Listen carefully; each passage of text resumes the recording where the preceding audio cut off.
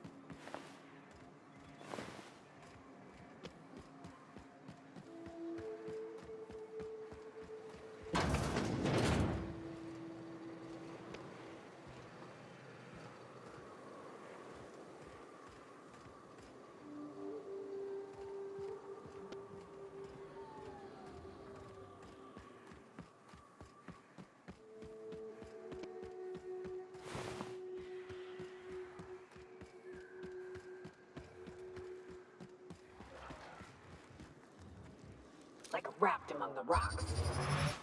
Here we go! Next one's mine!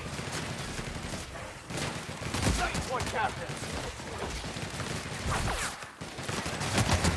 All right. Get it up! Get it up!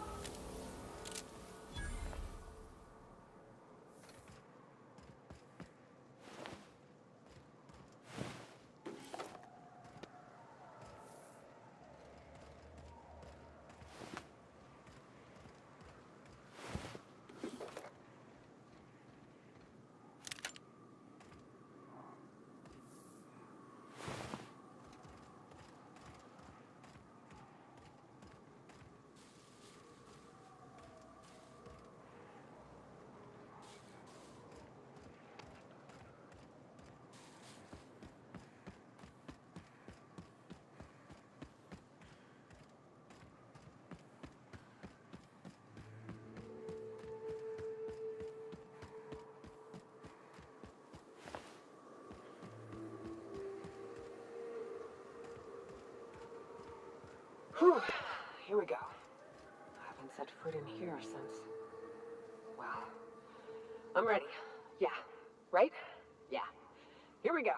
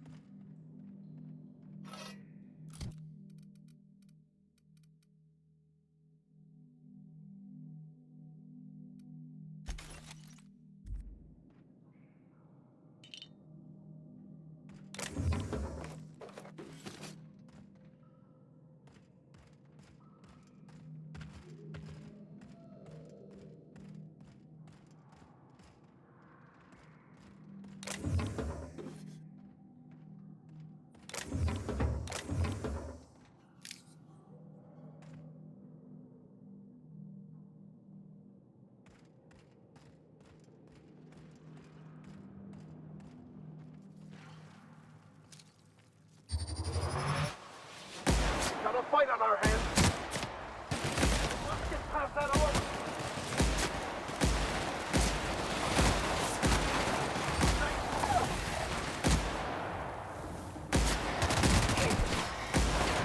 My face is on me, folks.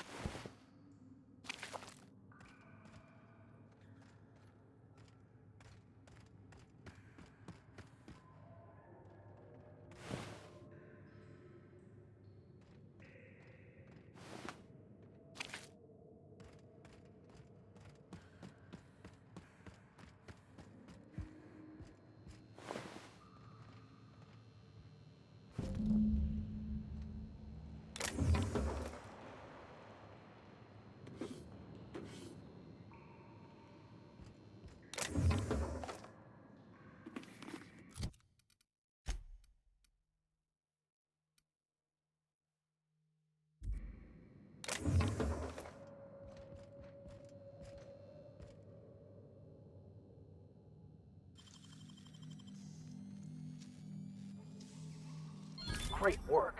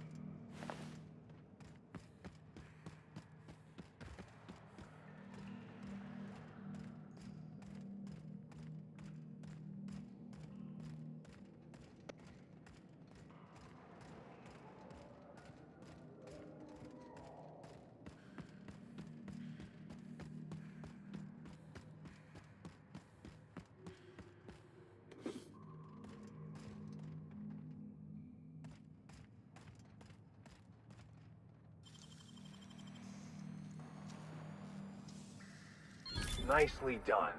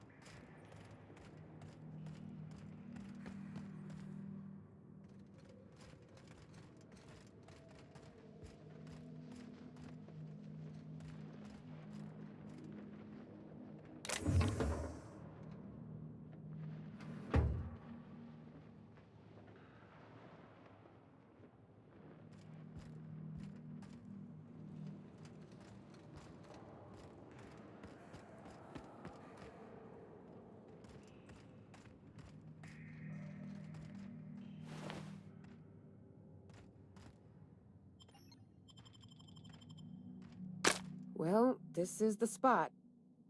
You know, I thought I'd be angry. I thought I'd storm in here in a rage and exterminate all these bugs and everything would be all right in the end. But I ain't. I'm mostly just empty. A little sad, maybe. The first night Hayes and I spent in here, we knew it was home. It's safe. It's got a nice chill to it. But mostly, it doesn't stink of sulfur.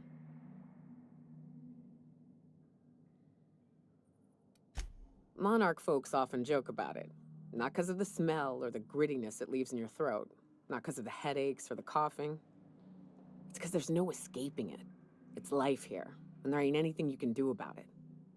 But here, somehow the sulfur never made it. The nights we spent in here felt like vacations. So we started building. We hauled in steel, hired sublight folk to help. That's how we met Anders and Opal. They stuck around after our contract was up. Opal liked camping. Anders liked chasing her tail. 4 of us for a while, scraping together what bits we could to build our home. Then came Rebecca, a sawbones out of the Cascadia survivors, who took a kindness to Hayes. And Clara, her little sister. I'll admit I wasn't keen on taking her on at first, but for a teenager, she was surprisingly capable.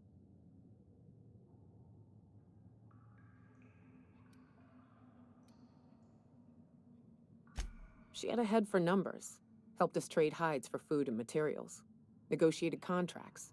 Turned out to be mighty useful. Clara, Hayes, Anders, Rebecca, Opal, and me. 6 folks, 1 name, 1 family. Charon. Despite Monarch trying to kill us day in and day out, we managed to belong.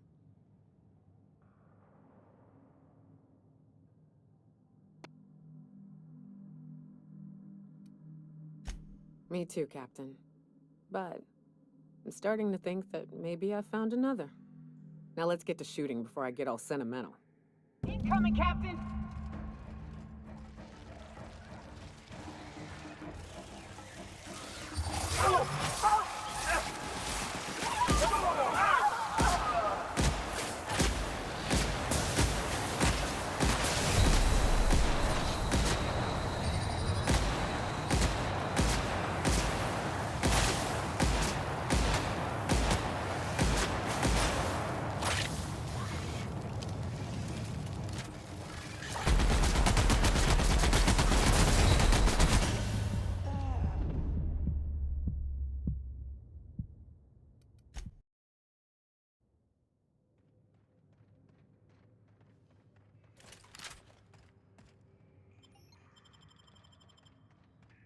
Well, but...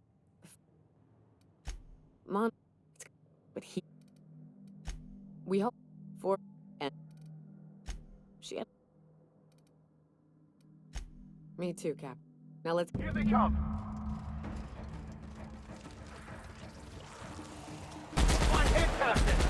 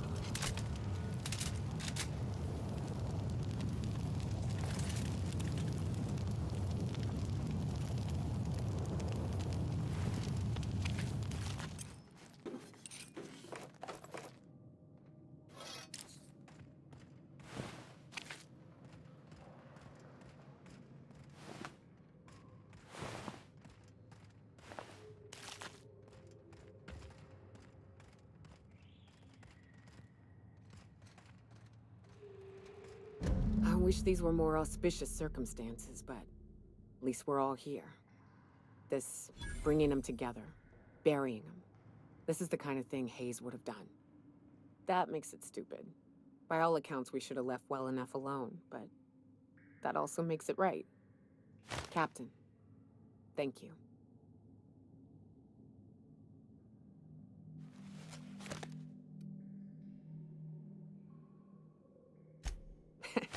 Spoken like a true huntswoman.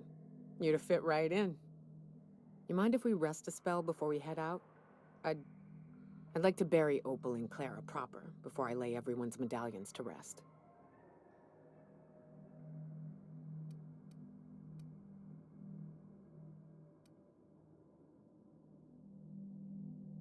What?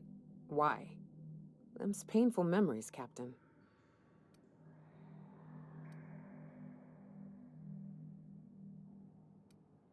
Huh.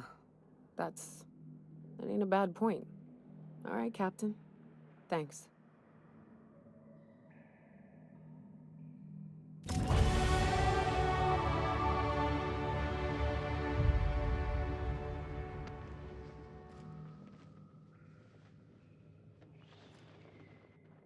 You know, I'd been assuming this entire stay on your ship thing isn't a permanent arrangement. Part of my contract? That said, you ain't been eaten or shot to death yet. Says a lot about the stability of your future. And to be honest, I'm about sick of sleeping on bar stools. So how's about this? You keep letting me stay on that ship of yours, and I'll keep shooting at the things you point at.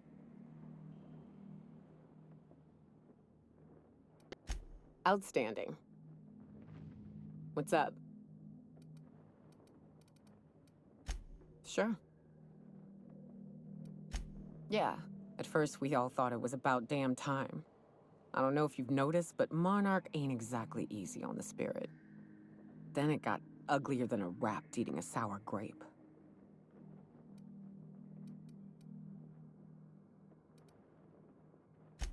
Everything that could have gone wrong did. Townships were promised evac shuttles that never came. Overland routes were attacked by marauders and wildlife. Supplies went missing, our equipment started corroding on account of the sulfur in the air. It was a fine mess.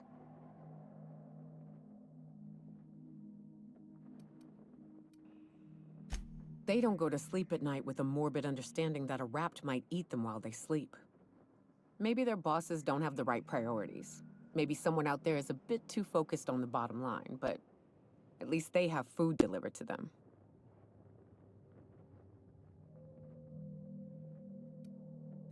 I'm not sure we need anything, Cap. We've had our growing pains, to be sure, but here we are. Still alive, still fighting. Long as nobody goes around trying to dismantle the whole thing, I think we'll be fine. Progress requires structure. Nobody's gonna build a sewer pipe or a road if they don't got a boss telling them to. The bureaucracy's necessary.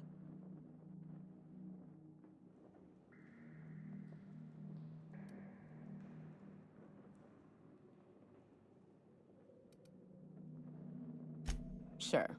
Then the next time they want to build a road, they'll charge tolls to recoup the costs. Then they'll hire someone to help them build another. Before you know it, they've got themselves a staff.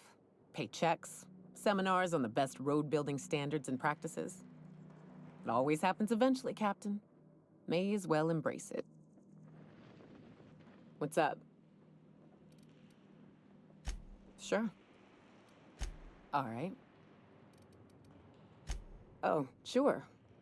Once, our group was short on bits, and we were low on meat. We were trying to come up with a plan when we met Rebecca and her little sister.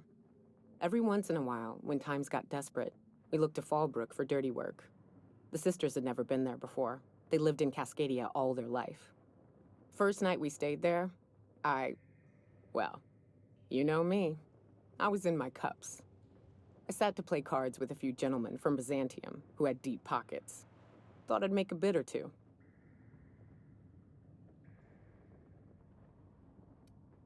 I do a lot of things, Captain. So, I'm up against this old man from somewhere on Terra 2, long retired and looking for adventure he hadn't found in his youth. Thing is, he's smarter than the average tourist, tighter. I'm chipping away at his wallet, but it's a slow-going, frustrating game. So then, Rebecca sits at the table. I hadn't known she could even play, let alone that she'd be willing to. For her part, she did fine. Didn't lose much.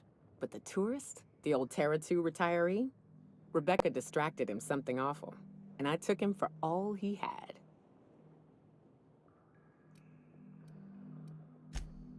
Oh, yes. Rebecca and I became fast friends that night. I'd give quite a bit to see her at the tables again. What's up? I'll tell you how I met Hayes. Before the corporations left, I took patrol contracts for the Monarch roads, protecting caravans from raps and the like. One such contract, the client's autoloader broke down, so we started the rest of the journey on foot. It comes to the middle of the night when I start hearing noises.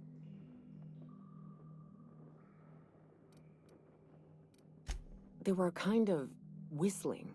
These low, short, piercing whistles. Thing is, in all my travels, I'd never heard them from the wildlife. Just as I put one thought to the other, a group of men leapt out of hiding, guns drawn. Fucking pirates. Right? The audacity. I'd respect it if it hadn't been me they were trying to rob. I set my faithful machine gun to 2 of them immediately. Third fled. The remaining 2 stopped dead in their tracks. One begged for his life. He had quite a mouth on him. The other was silent, just staring at me.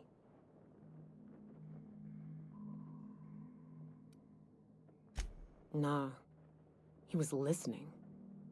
I asked the quiet one, "What should I do with you two?"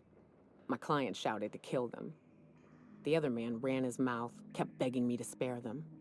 The quiet one said, "Listen." We all stopped for a beat, but I didn't hear anything. Then, slow creeping. A quiet snarling. Mantisaurs. It got bloody fast, but in the thick of it, the quiet man and I stood back to back, fending off a swarm. In the end, his mouthy friend went down. He helped my client and I limp back to town. Along the way, he introduced himself. Jackson Hayes. After that, we stuck around each other. Good help is hard to find out here. They surely do, Captain. Something about facing off impending death together. I won't lie, it still puts a strain in my spirit to think about him. But it also puts a smile on my face, so thanks for chatting. What's up? We were having trouble offloading meat once. We had a bit of a surplus, mostly wrapped, but a bit of taro too, and we couldn't find a buyer. Well, Opal often cooked for us, so she offered to make a feast. The meat was gonna go bad if we didn't use it anyway. The rest of us set to gathering things we could use as tables and chairs. Rocks, logs, leathers. I know. Proper civilized. Anders managed to find these little mushrooms that didn't make your stomach roll over if you boiled them. Hayes brought an old Spectrum bottle he'd been saving. But what really made it special was Clara. She'd been handling our books, and it turned out that every time we stopped through Fallbrook to trade, she'd been skimming off the top.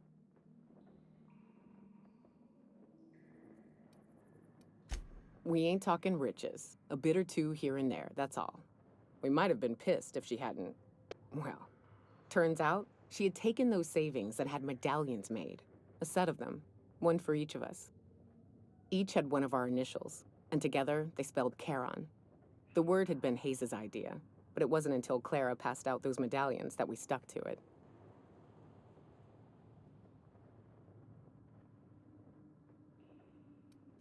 That night, around a roaring fire, eating a feast fit for kings, drinking and laughing and sharing our lives. That's when my misfit group of ne'er-do-wells became a family. I'll never forget them, much as it pains me to remember. Yeah, I really am. What's up? Maybe later, Cap. I'm all storied out for the moment. What's up? Maybe later.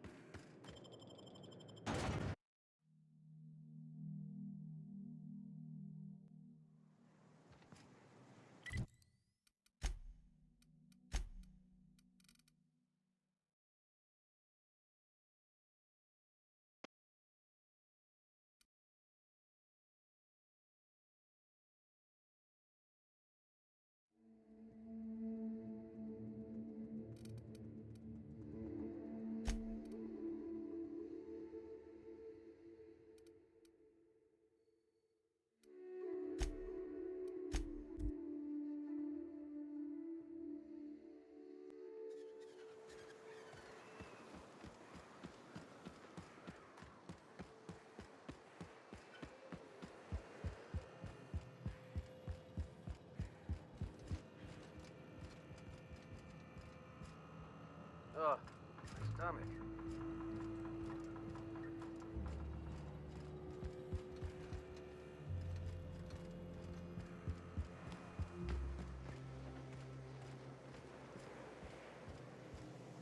Hmm?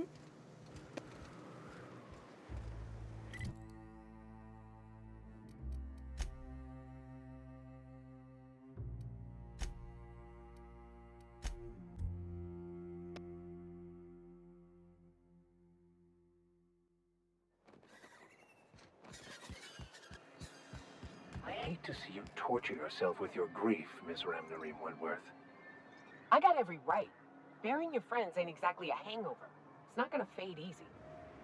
Nor should it. But hopefully one day you'll be able to remember the joy you felt alongside your former comrades, more keenly than the pain of their deaths. Yeah, maybe. Thankfully, in the meantime, we've got such fine distractions as drinking and killing. Don't worry about me, Captain. Mama and I'll work.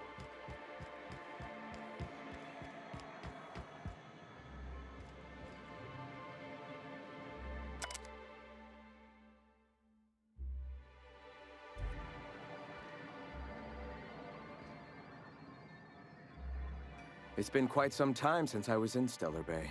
I'd forgotten how badly it stinks of fish. We used that on our marketing materials, you know.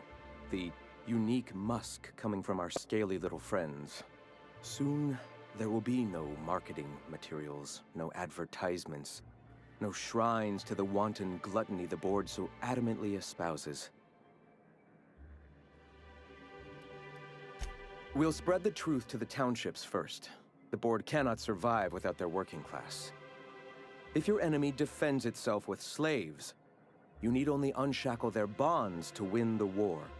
Then, Byzantium, I suppose. Find Rockwell, convert him, or kill him. I'm not sure there's a difference.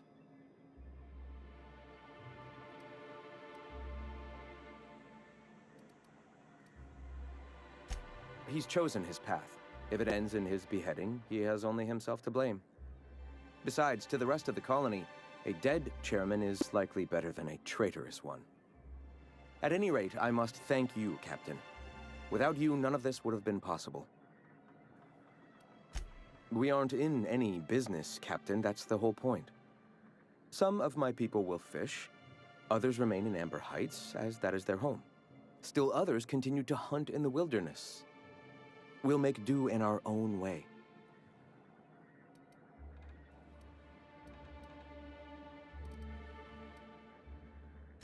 I surely will, Captain. Thank you for all you've done for the cause. We'll spread the truth to... If your enemy... Then... I suppose I hadn't thought about it. Perhaps I'll just... destroy it. That'd be a sight. All the board's bits on a pyre, their opulence lighting the city one last time before it burns down.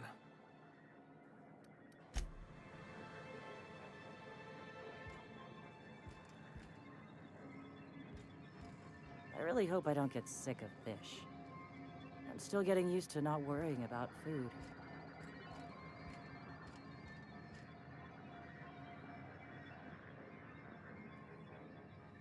Now keep quiet. What do you think you're doing? Suppose I can look the other way this time.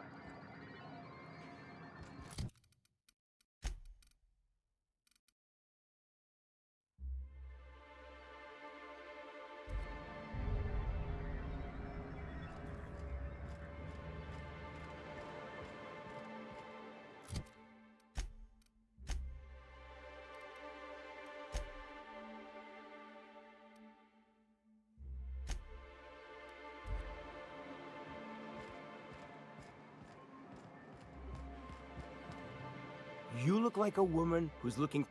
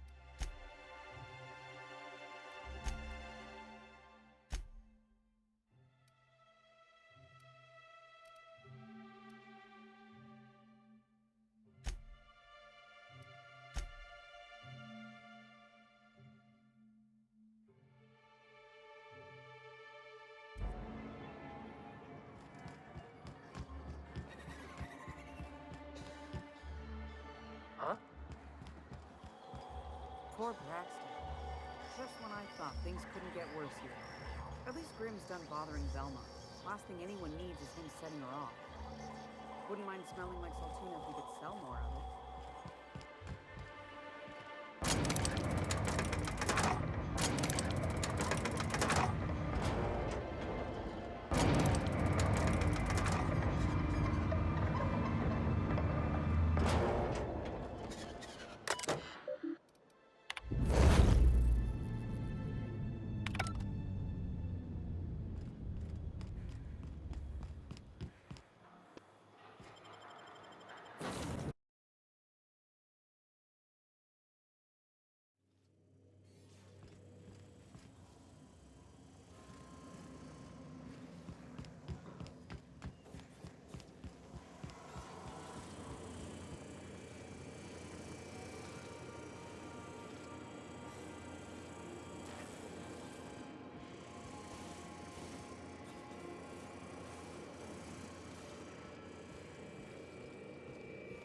Remember, this is a common use area.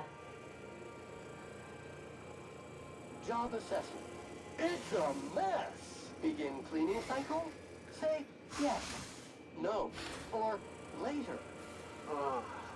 This unit is not registered to translate words in the Canaan language.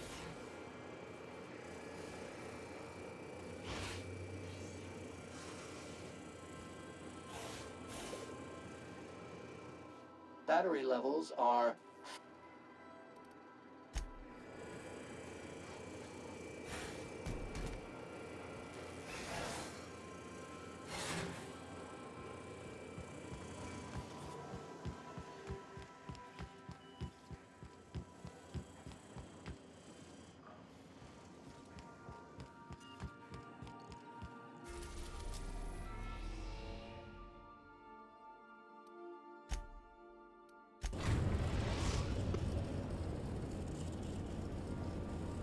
We've reached HRS-1084, Captain. It's emitting a very weak docking signal. I almost mislabeled it as normal etheric static.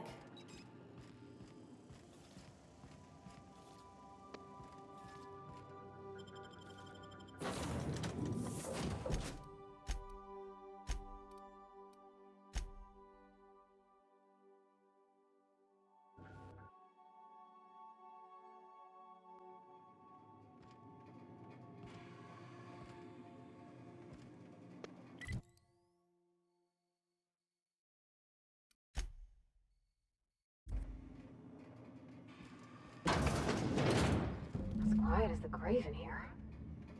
We should get the power generator going again. Might cheer up the place.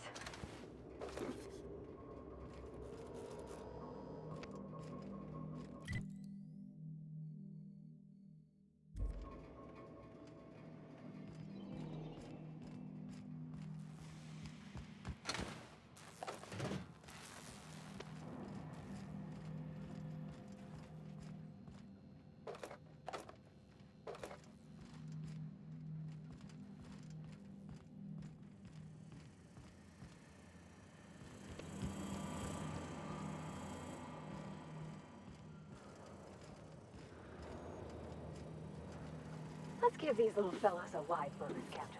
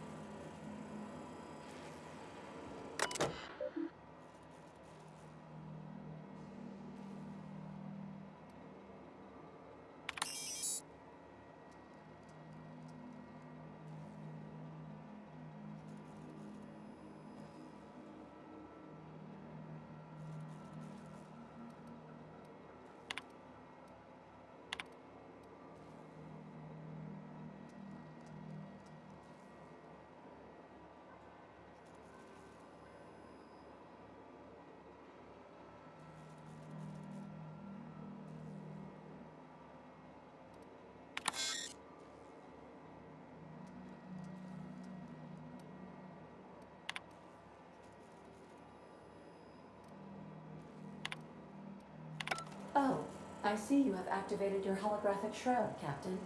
Excellent. Becoming indistinguishable from an authentic UDL trooper will prove advantageous to your current situation.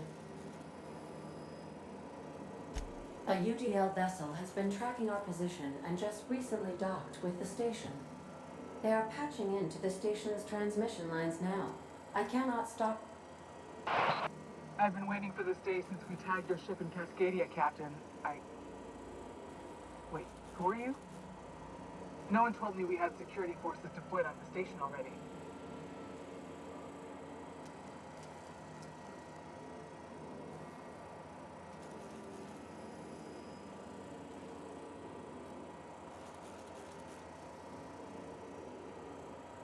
Roger that.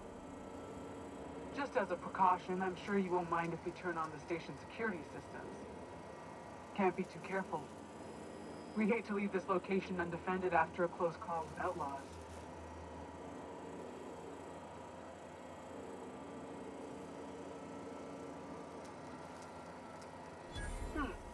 That should have been fixed by now. As you say, we'll just head out then. Safe travel, soldier.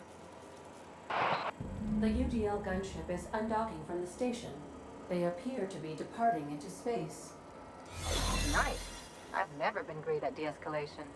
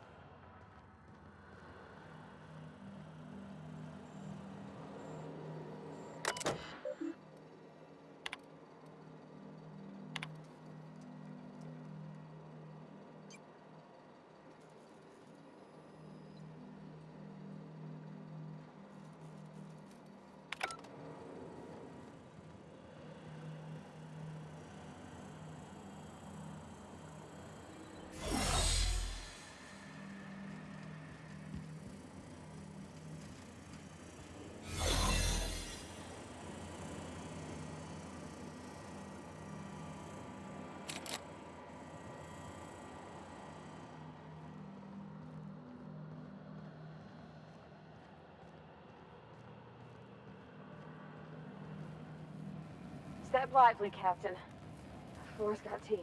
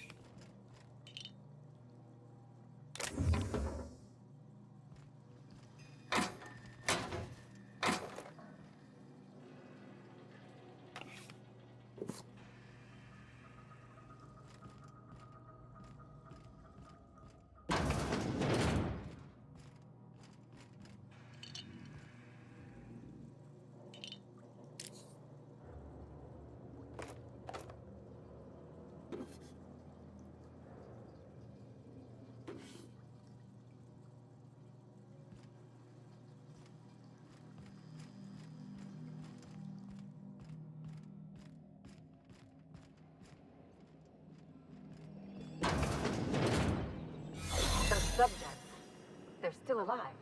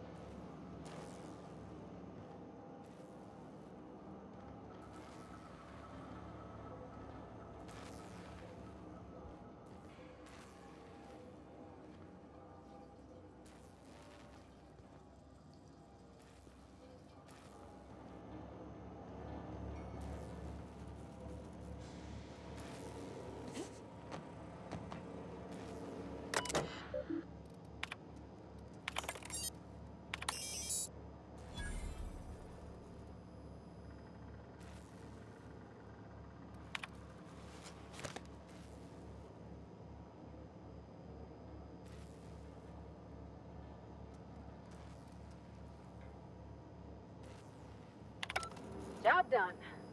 We can go home to the ship, right? I've been missing Ada fierce. Hold on a tick. Don't we know Chartrain? From Cascadia? June lay like a casserole, right? Everyone likes a casserole.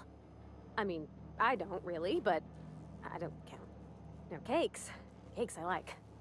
Gosh, I hope she likes them too. Yeah? I mean, what do you need? Captain? Ma'am? Lady?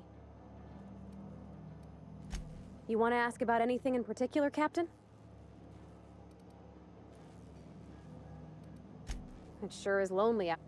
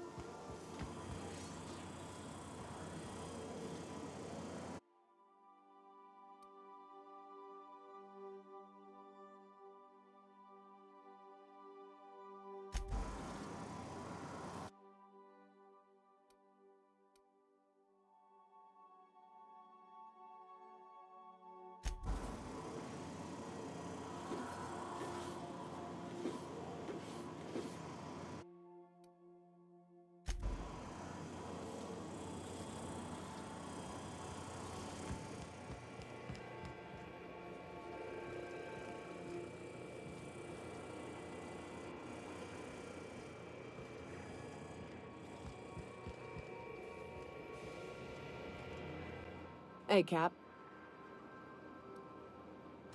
Sure. Hey, Cap.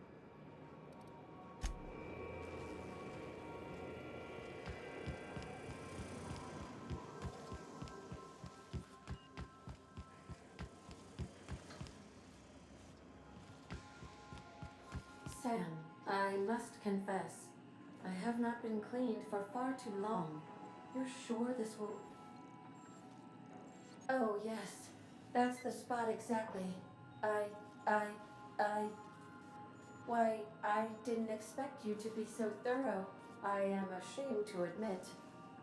Oh, Captain, there you are. Pardon, but perhaps you could afford us some privacy, please? Scanning for C2547. Grade rated contaminants. Welcome back, Captain. How can I be of assistance? Certainly. What would you like? I used to hate math, but then I realized decimals have a point. As you wish, Captain. May luck be with you.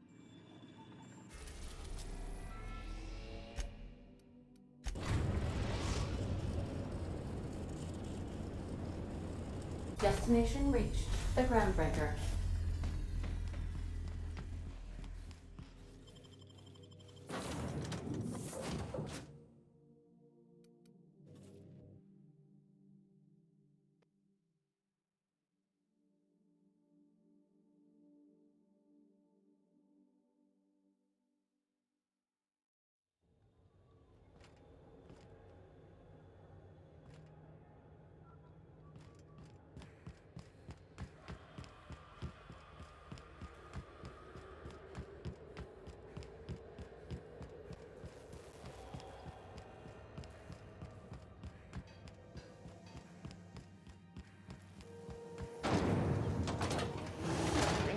Purpleberry fudge, a salt sour candy shell aromas.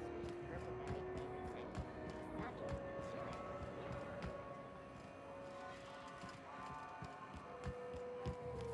flavors and C&P chicken and potatoes. At C&P, we know our C&P. At least the heat's still good.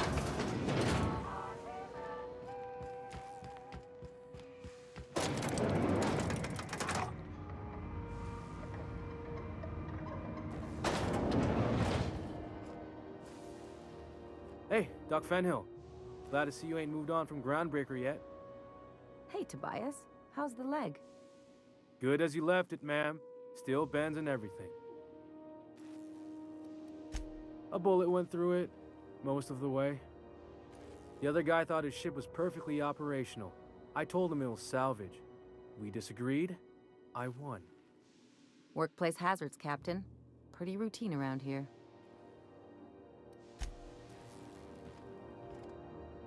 I got no clue what happened.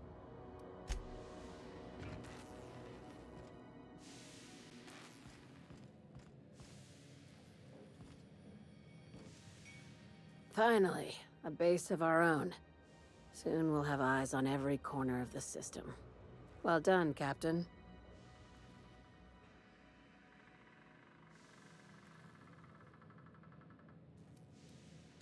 I heard about that. While my lawyers scratch their heads wondering how we deal with human salvage, I'm leaving the researchers in hibernation. Aside from the automated security, did you meet any resistance at the station?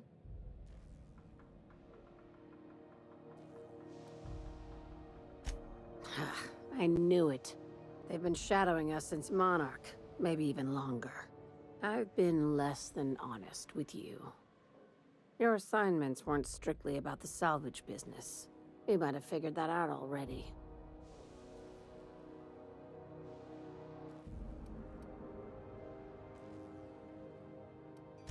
That's right. Up until now, I've kept you in the dark for your protection, and more importantly, mine. But I'd like to think we've earned each other's trust. After the Monarch job, I started connecting the dots. I didn't like the picture. Then what we found at Station 1084 confirmed my fears. You and I have stumbled onto something big. Something none of us were meant to know.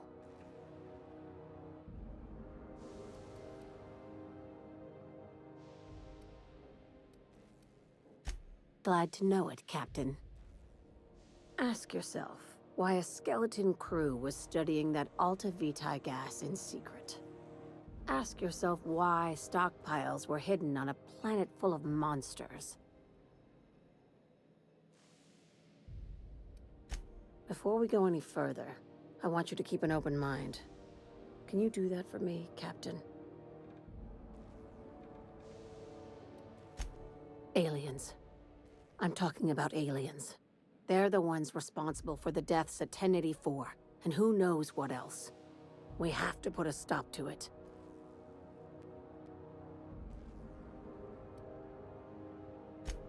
I'm saying it's aliens. I'm not asking you to like it. I'm not even asking you to believe it. But I need to act on this threat to the colony, and I can't do it alone. Well, at least she doesn't expect us to believe it. This doesn't feel at all right, Captain. The crew is skeptical. That's good. I don't want you walking into the unknown with blindfolds on. I assume you have questions?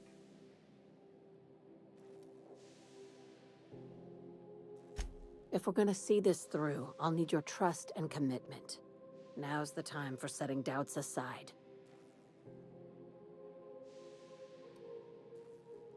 Conspiracy. One carried out with the help of human collaborators, assuming they haven't all been replaced. This is an invasion of our very cells.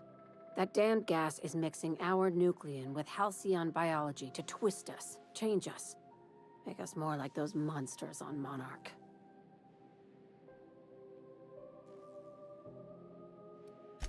No kidding. That's how they want it. When I lined up the evidence in my spreadsheet, there was only one possible conclusion looking back at me. This is my data talking, not my anxiety or lack of sleep.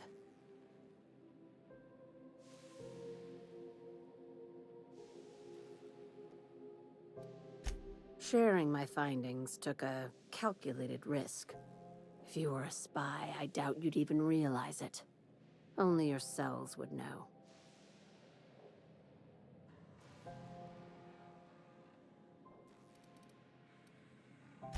Probably nothing to worry about, as long as you don't start growing tentacles or slowing down time. If you don't believe me, go pay a visit to the puppet master who's working against her own kind. Dr. Chartrand is the crooked psychopath behind the gas experiments. She sold out her species, and I need you to put a bullet through her skull.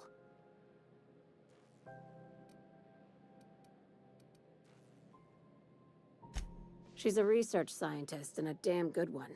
Before UDL poached her, she engineered a 0.2% increase in cystipig juiciness. Now she's doing the same thing with humanity.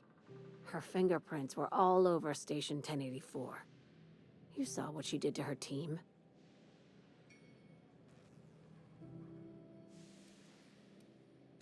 You've got me all wrong. I just want to add Savior of Humanity to my resume. I've got ambitions outside of this office, you know. Besides, this way Sublight gets first dibs on alien salvage.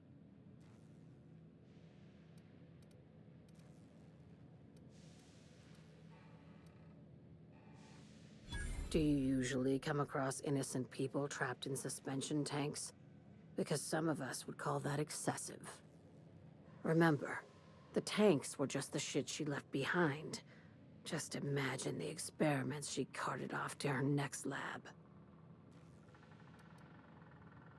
We're far beyond theories. Chartrand's logs, the gas, the suspension tanks, how much proof do you need?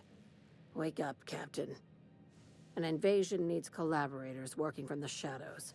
She has access to the board, unlimited funds, and a colony full of sheep.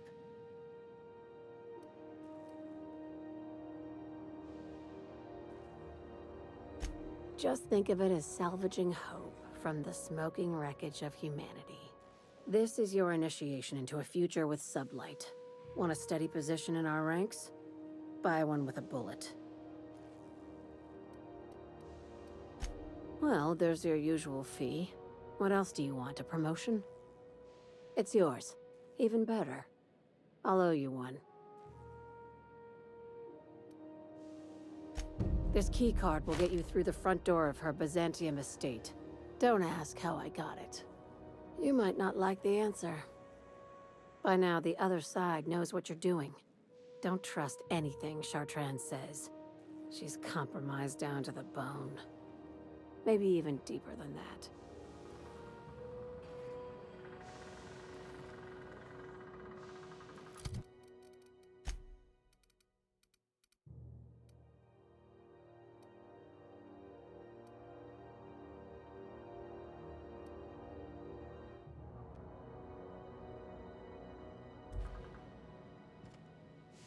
Is it done?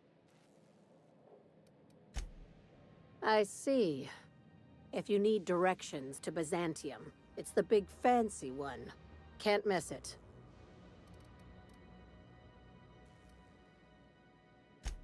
She's a traitor to her species. I'll rest easy once I know she's dead. Easier, anyway.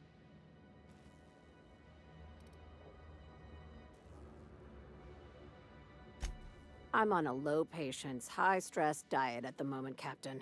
What is it? Not as much as I'd like.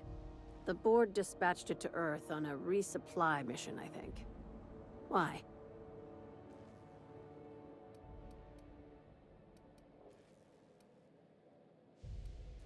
Interesting.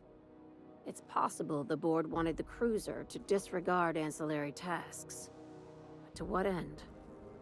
I'll have someone look into it. But for the moment, we're pissing in the wind and shooting in the dark. Considering how you get around, you'll probably find answers before I do.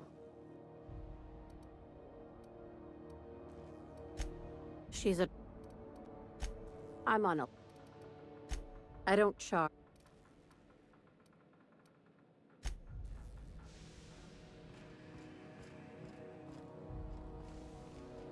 Salvage is a family business. We've got each other's backs.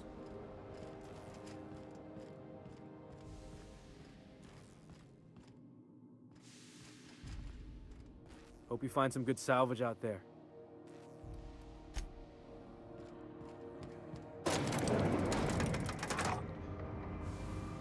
Something on your mind?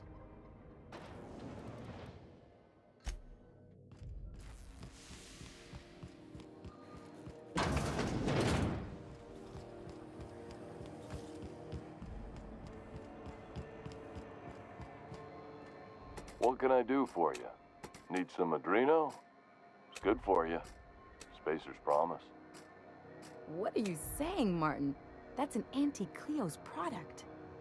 My law, what have I done? The company will have my head. Both of them. This is awful. Help me! Oh, laws! Gotcha. What I wouldn't give to see the look on your face. This guy's real easy to fuck with. What kind of depraved mind would conjure such a nightmare?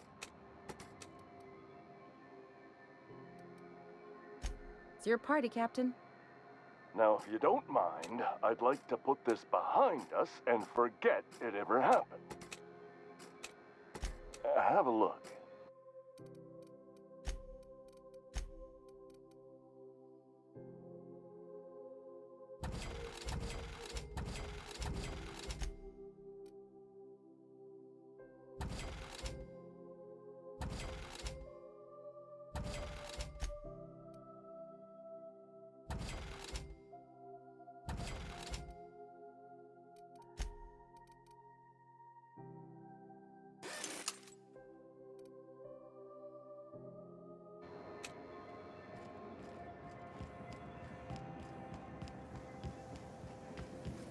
Rizzo's Purpleberry Punch. You want a punch? You got your punch right here. Hey.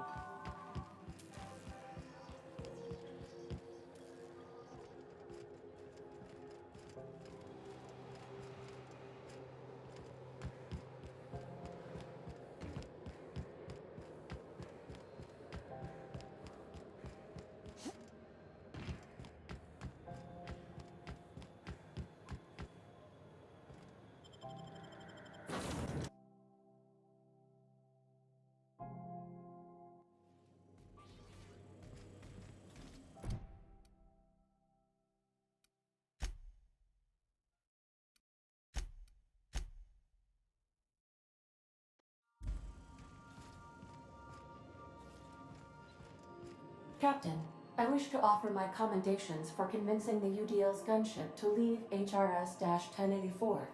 I did not favor the idea of being stripped and sold for parts.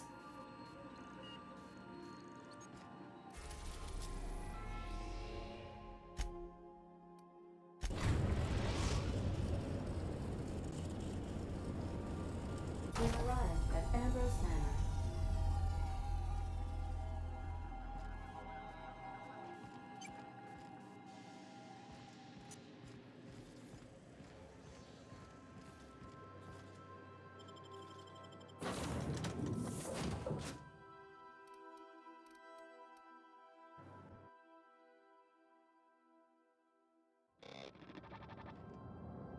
Welcome to Ambrose Manor.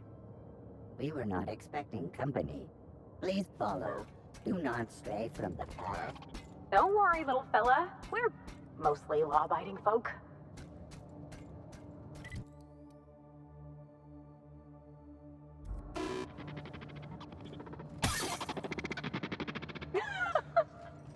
Oh no, we should check to see he's all right.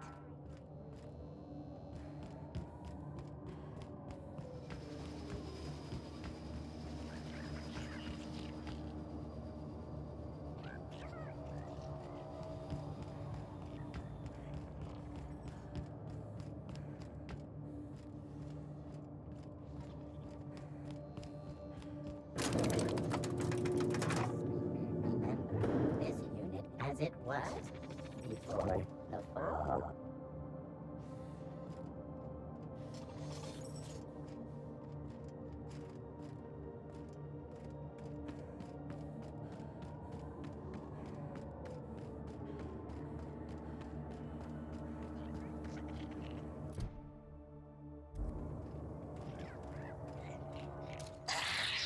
We got the drop on you.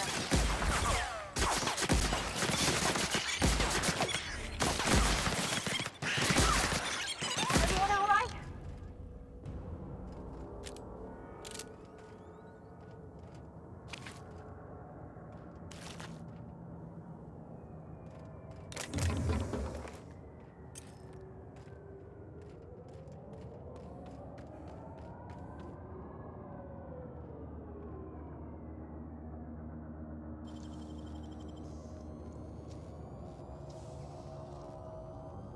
You gotta teach me that.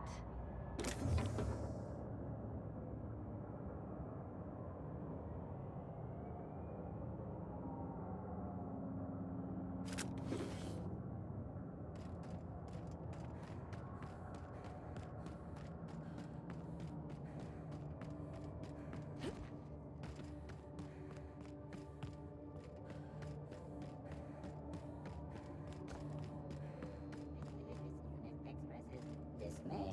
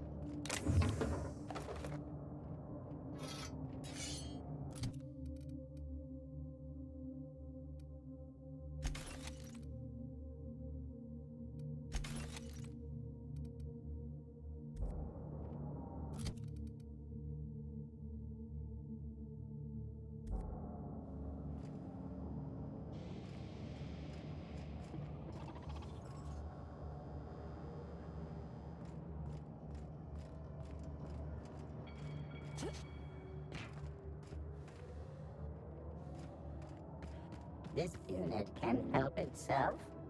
These.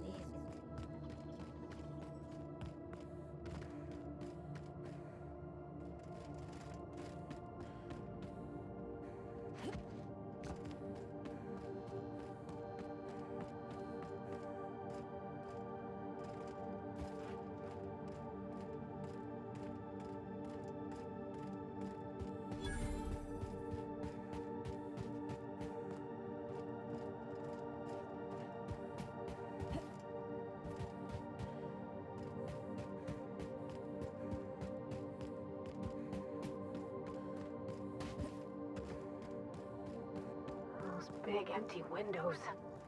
It feels like the building's watching me. Oh, I'm getting goosebumps.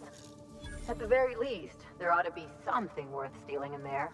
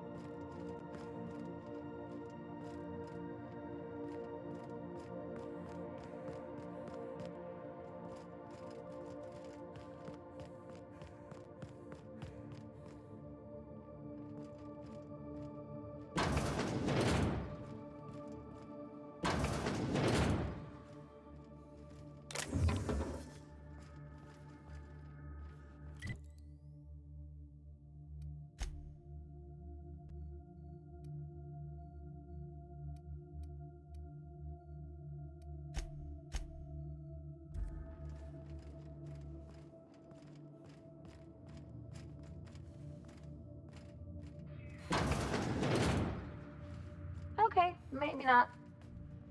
It's so empty. Oh, Captain, something here don't feel right.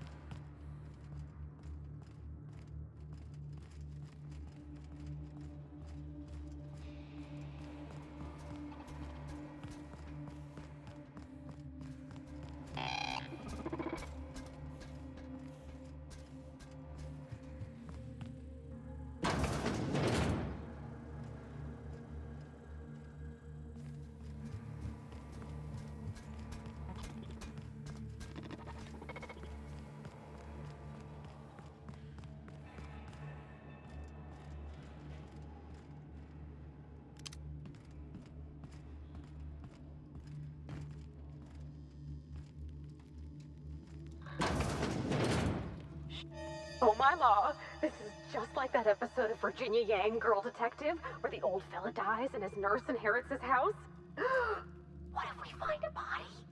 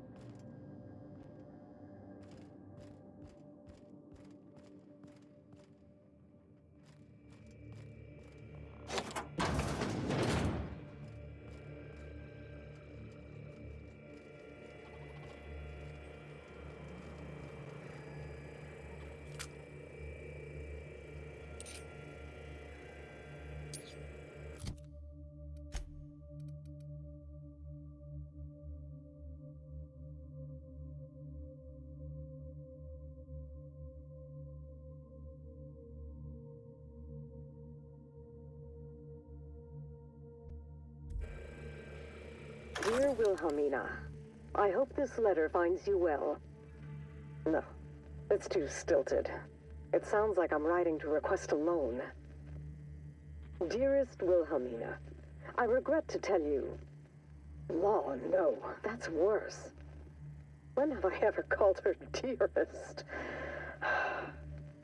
She's my daughter. This should be easy. How can a mother not know how to talk to her own daughter? My love, I can no longer... For your safety, I must... Oh, hell. Even if she despises me for what I had to do, I should still be able to say goodbye. Minnie, I have to leave, and I don't intend to come back. I love you. I'm so sorry.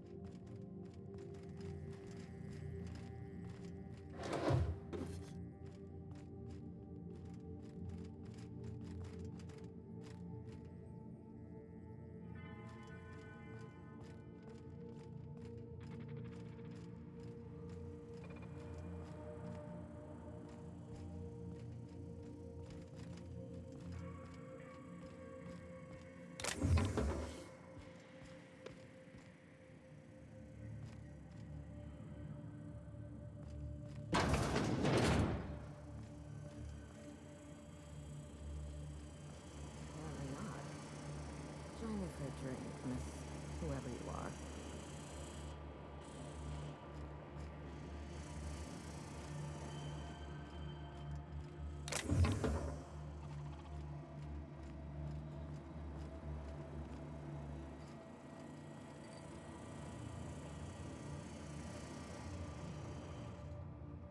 So who the devil are you?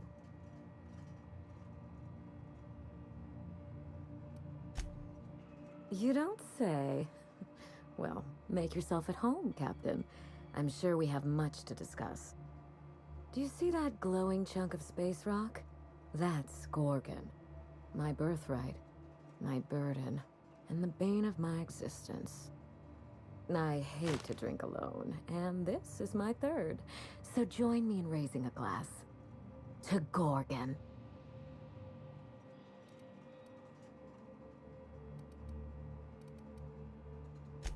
To Gorgon. May cosmic winds shepherd her to the nearest star.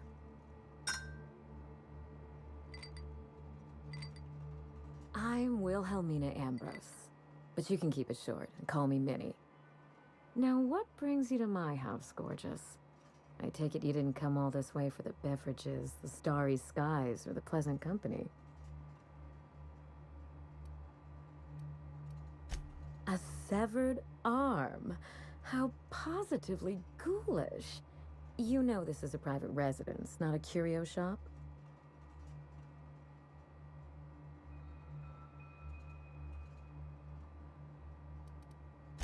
Lucky Montoya is my personal freelancer. Fascinating man. Very brooding and theatrical.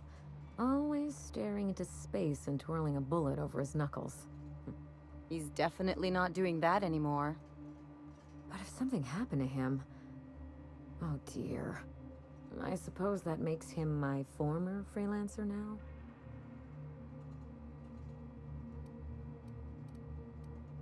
Thank you. But the people in my orbit come and go all the time. Occupational hazard. What a time for his luck to run out. We were in the middle of something grand, and I really can't afford another setback.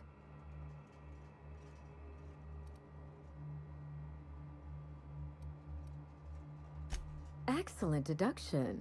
I can tell I found the right woman for the job. How would you like to be my new freelancer? There's been a recent vacancy, and I think you're well suited to the job. Remember, play hard to get. That's negotiation. You offer work to everyone who breaks into your home? Must be some kind of Byzantine tradition I ain't know about. I'm looking for someone rough around the edges. A gorgeous, dashing scoundrel type. Incidentally, someone good with their hands.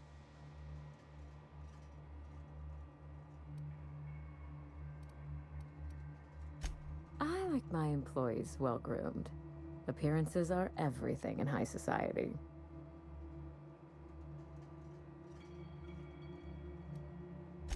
The man lost an arm. What are the odds of that happening twice?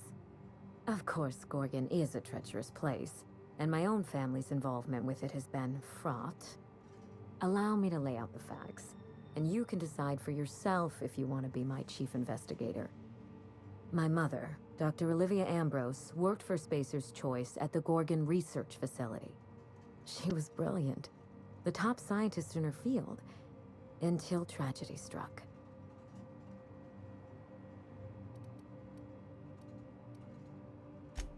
I wish I could say otherwise. One day, Spacer's Choice shut down all research and evacuated Gorgon. Everyone had to scramble or risk getting left behind. It was chaos. Employees fled for their lives. Mother never made it home. I'm told she wasn't the only casualty that fateful day. It must have been real hard on you, losing your mother all of a sudden like that. I'm sorry to hear it, ma'am. Thank you. Ambrose ladies are supposed to be resilient to the unexpected, but this was especially hard on me. Mother's name has since been dragged through the mud. Spacer's Choice blames her for the collapse of Project Gorgon, and I just know they're lying.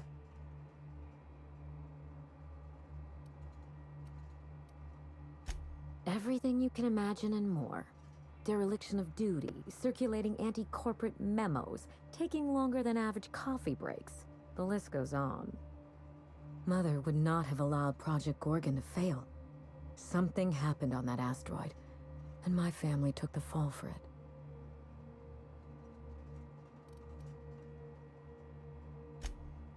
I admired Mother, but we weren't close.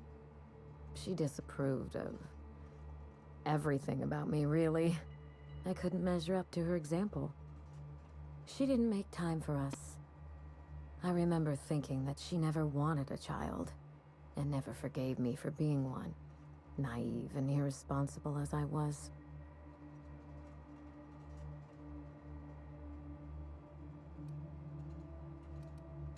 No doubt.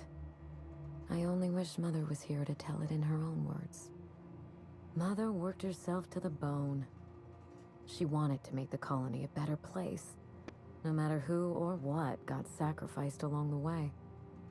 She never spared a thought for those of us who cherished her, who suffered for her idea of progress.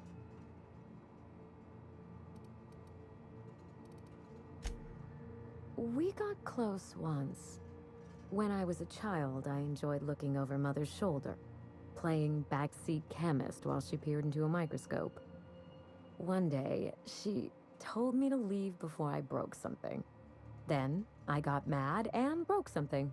Typical night in the Ambrose house. Oh, that hurts my heart to hear, ma'am. My dad was real dedicated to his work, too, but he always let me help. Made me feel, I don't know, special. Like I had something to offer. I wish you could have had that with your mother. Mother and Gorgon were made for each other.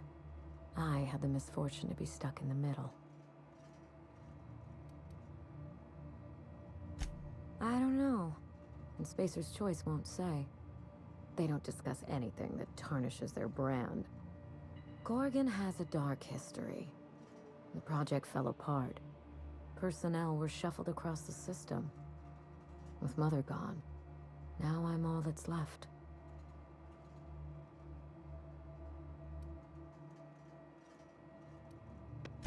Father lost more than his job on Gorgon. I'll say no more than that. The asteroid may look like a glittering jewel, but I assure you the resemblance ends there. Gorgon is poisonous to the core. One might even say cursed. I need your help, Captain. Project Gorgon killed Mother and disgraced the Ambrose name, and no one has been held accountable. Spacer's Choice buried the past like a dirty secret.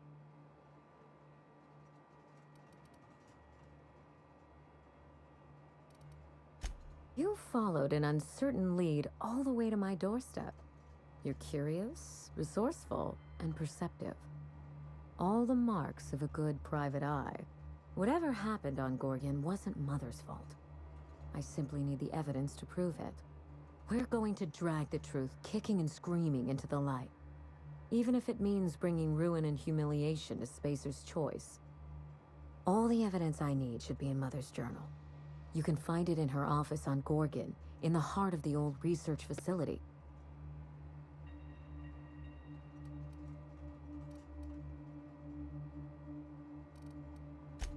I'm not surprised.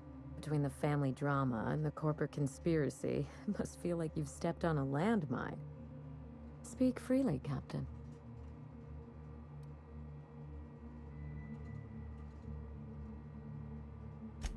I suspect it will prove that corporate greed and incompetence were to blame for the calamity at Gorgon, and not Mother. Mother was a brilliant woman. Difficult, cold, unreachable even, but brilliant. Then my family's disgrace, our curse, will be absolute. This is my last hope of redeeming the Ambrose name. I don't like my chances, but I have to try. And I need help. Your help. I didn't want to go anywhere near Gorgon. Once I exhausted all my options, the search led me back here. I even had Mother declared legally dead. Would you believe it took 5 years to process the paperwork?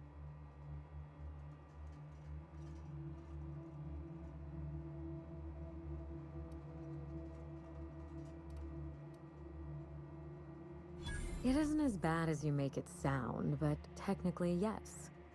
Mother's body is still on Gorgon. No body means no death certificate, which means no inheritance. I killed Mother, just on paper, of course, so I could claim my inheritance. We wouldn't be standing here if I didn't have access to the family fortune.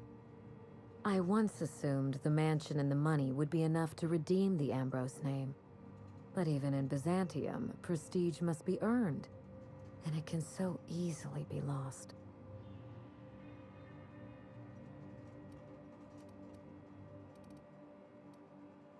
You know, some people work hard just to break out. Break back into high society, yes.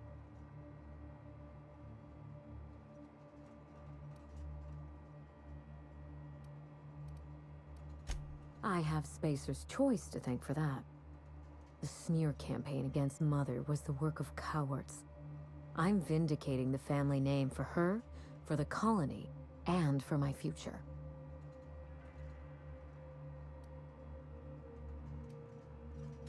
At the very least, I can guarantee that we learn from our mistakes. A failure on the scale of Project Gorgon should never be allowed to happen. This colony is in trouble. The lunatics at Spacer's Choice are running the asylum, and we need better people to wield their influence. After Gorgon, I quickly discovered that the Ambrose name was cursed, for lack of a better term. I had no place among the decision-makers. No seat at the table. That's Byzantium for you. Gossip mongering's a bigger sport than tossball. That is why I'm clearing the record and vindicating the Ambrose line. For Mother. For me, and for the generations who will one day inherit Halcyon.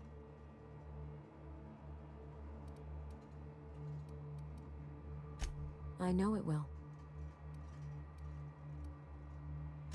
You know as much as I do, I'm afraid. Spacer's Choice abandoned Gorgon, but the asteroid is far from unoccupied. Between the marauders, the wildlife, and whatever escaped the labs, danger abounds.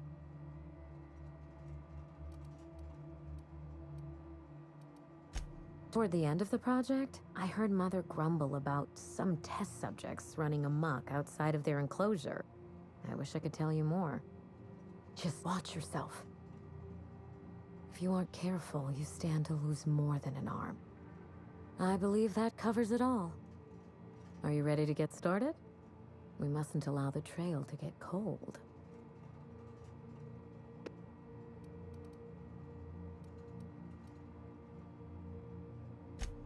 I admire your enthusiasm. This manor has echoed with my ennui, and I can feel you breathing new life into the walls. When you reach Gorgon, pack a weapon you trust.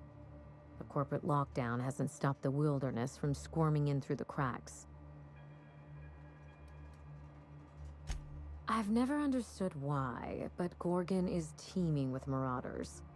They almost seem drawn to sorrow and misfortune.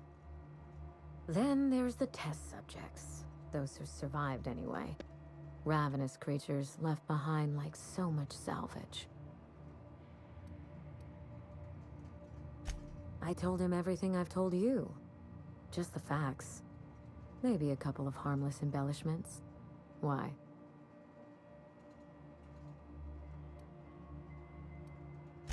It's sure to be 100% with that attitude.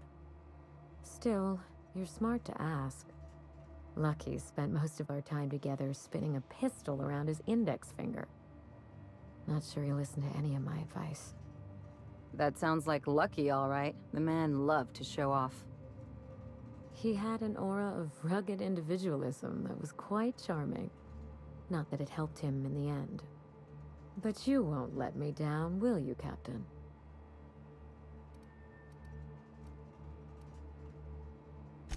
Perhaps we should cut the Q&A short in that case. I don't want you having second thoughts. There's a little saloon near Gorgon's landing pad, the Sprat Shack. Lucky was renting a room, so if you want to follow his trail, that would be the place to start. I think I've heard of that place. Cheap whiskey, rough crowd. You'll love it. Oh, you think maybe they got a little mascot? Like a sprat in a tiny hat? Just so we understand each other, money is no object. I'm willing to squander the family fortune if you get me what I want. Between your payment and any salvage you happen across, you'll walk away from this rich enough to buy a mansion of your own. How does that sound?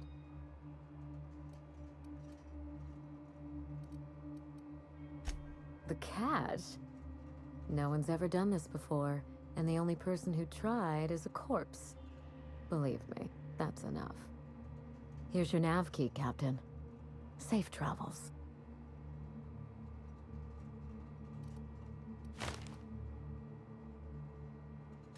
Spacer's Choice should be the one apologizing, but thank you. Sincerely. A word of advice before you go, Captain. Trust no one. Mother's office is in the heart of the Gorgon facility. You're free to salvage anything that isn't nailed down. I only want what's mine. Mysterious heiress, unexpected gainful employment. It's like something out of a detective serial.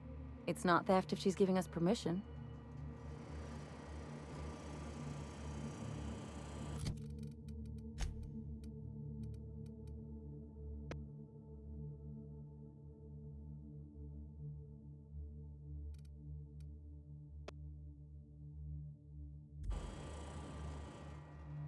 Forgive the mess. I'm still unpacking and everything's covered in dust.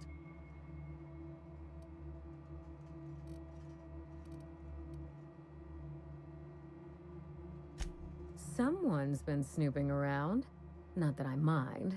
It reminds me why I hired you in the first place.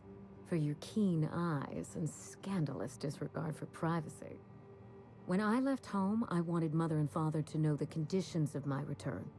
I would stroll through the entrance with my head held high, or not at all. I left this place with every intention of returning once the time was right. When I arrived, I was the toast of the town. All fought for the honor of lighting my cigarettes. The attention was sublime. I opened a small firm to help young, impressionable heirs manage their family wealth. Business was good. For a while. Gorgon happened. With Mother's downfall, so too fell my influence in society. I sold the business at a loss. Then I hatched a plan to restore the family name. That plan, as you're now well aware, is still in motion. Yes, that wasn't part of the plan. Fall of Gorgon accelerated my schedule. I thought I would find success in Byzantium. Instead, I must look for redemption back where I began. Here, in these vacant halls. You reminded me of better times. I should be thanking you. The Ambrose family comes from old Earth money. We were pioneers, inventors, and chimerists. Always at the top of our field, never lagging behind. If there's anything else you'd like to know, speak on.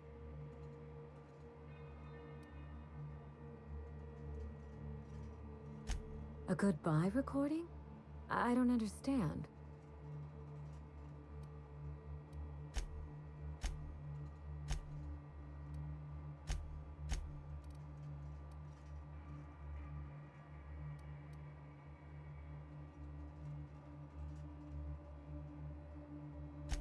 Mother was logical. She wouldn't have recorded anything for sentimental value alone. No, there's more to this. Mother left that phonograph because she knew something awful might happen to her. She knew Spacer's Choice wanted her silence.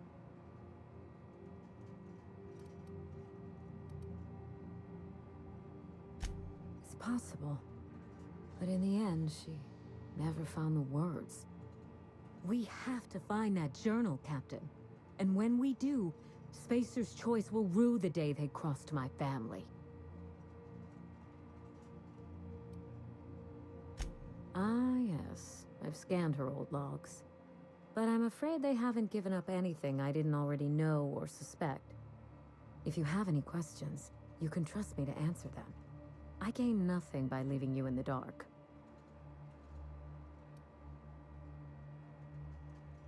Lucian was Mother's point of contact at Spacer's Choice. I'd call him high-ranking, but I don't think his job had a rank in the traditional sense. He once tried to recruit me to work on Gorgon, but of course Mother wouldn't hear of it. I never forgave her for that.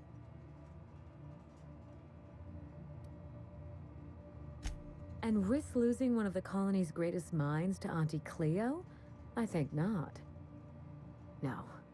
In their estimate, I'm certain Mother was worth 10 of me. They did the math, and I came up short.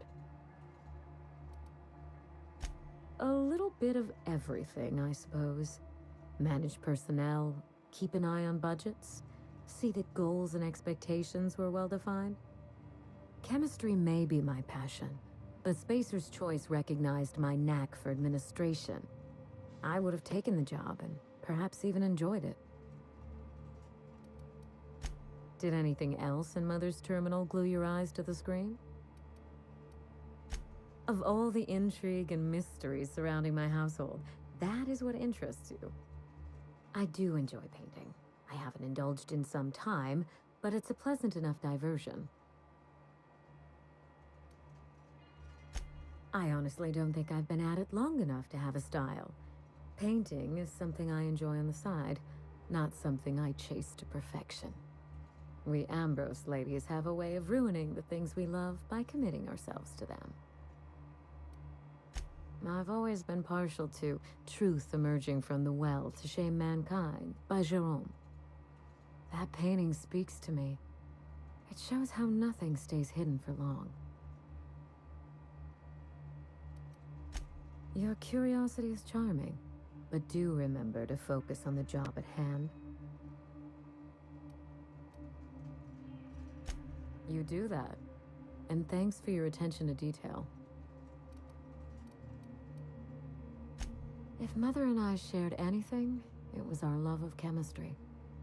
Chemistry is a desire to understand matter, the very foundation of our existence. What Ambrose could ignore such a tempting lure? Yes?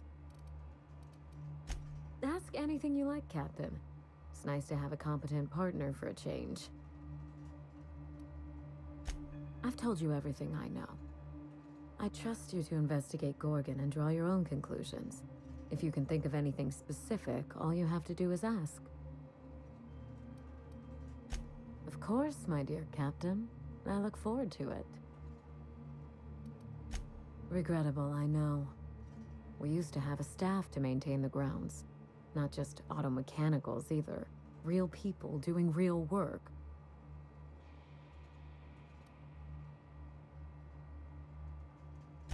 Father loved his salt tuna. He was an avid fisherman, you know. But that was long ago. When they moved here from Byzantium, Mother told me he was heartbroken to learn there was no sport. So she bought him a pond for his sad, lonely amusement. Not as much as I used to. Who has time to slow their thoughts and bask in tranquility? I prefer staring out the window of my drawing room, brooding on matters outside of my control. Hideous, isn't it? I've been meaning to have that thing removed. Maybe jettisoned into the sun. Spacer's Choice agreed to double Mother's research budget if she subjected her family to product placement. I swear those eyes follow me wherever I go. It's hard to find good help, and I'm not quick to trust anyone who'd work for me, present company excluded. I can worry about upkeep once my family name is restored. Until then, this manor is a base of operations. Very well. If there's anything else, you have my attention. Be seeing you, Captain.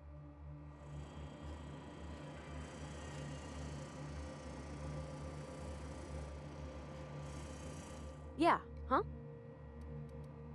I hope we can help Miss Minnie uncover what happened to her mother. I wouldn't wish the pain of not knowing on hardly anyone. Something on your mind? You know I've got no love for top-rungers, but if Minnie's willing to pay, I say we take her money. Sure. Something on your mind?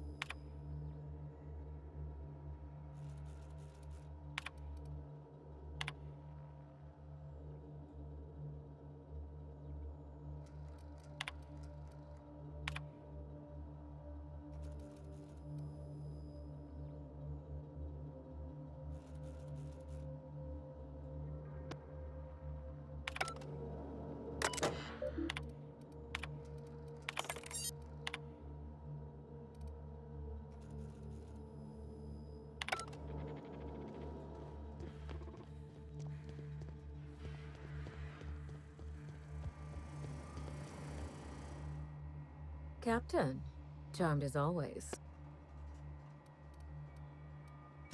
The Ambrose family comes from... If there's... What more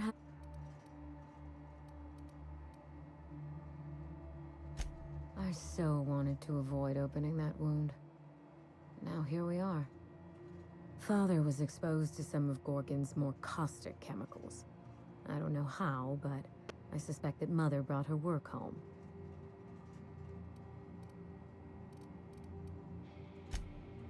I don't know.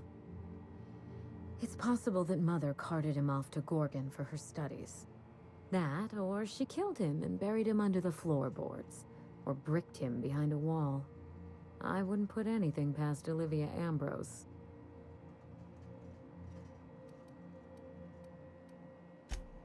Thank you. There's no two ways about it. Mother was vicious, and that's saying something in Halcyon. By that point, I was already living at Byzantium, trying to get out from under my family's shadow. You're very kind to consider my well-being, but if I'd been exposed, we'd be having a very different conversation. Yes?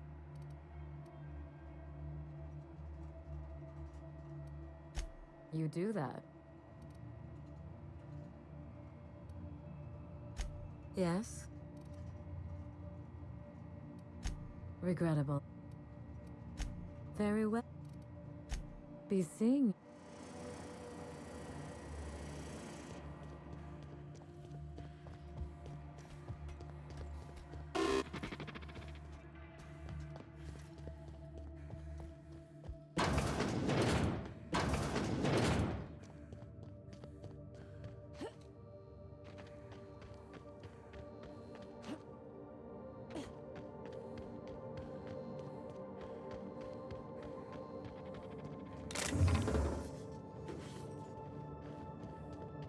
This unit expresses...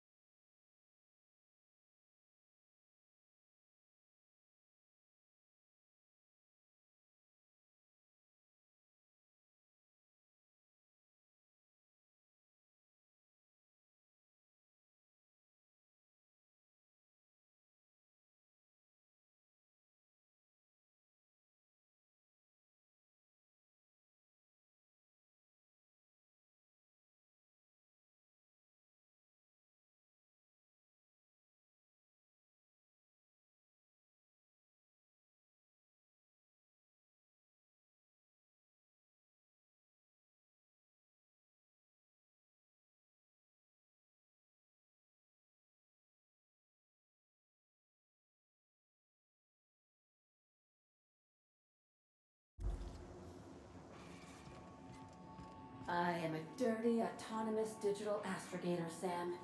I haven't cleaned my internals in ages. Can you hardly process the sheer quantity of dust buildup in there? Tell me you've seen worse. We'll continue this later. Welcome back, Captain. How can I... Goodbye. We are now in orbit above Gorgon.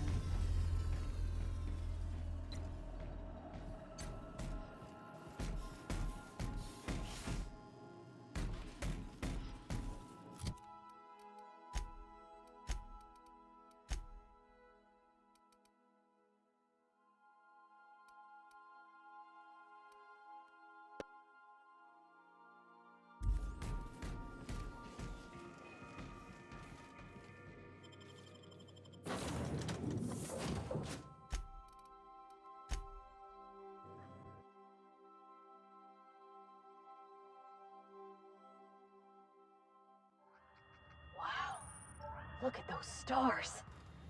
Don't it make you feel small in the best way?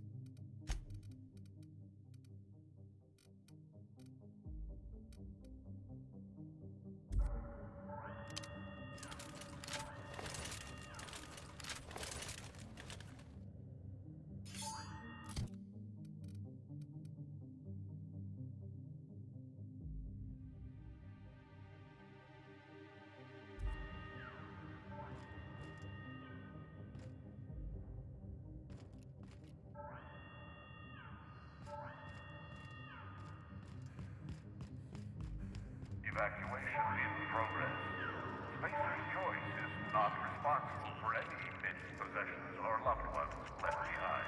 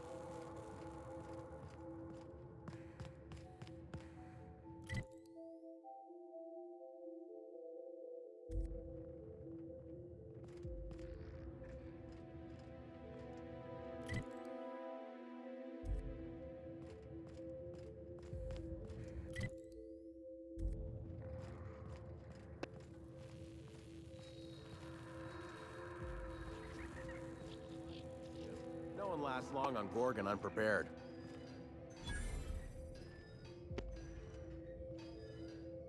Is that what my thoughts sound like? Law, I've been standing near that alarm too long.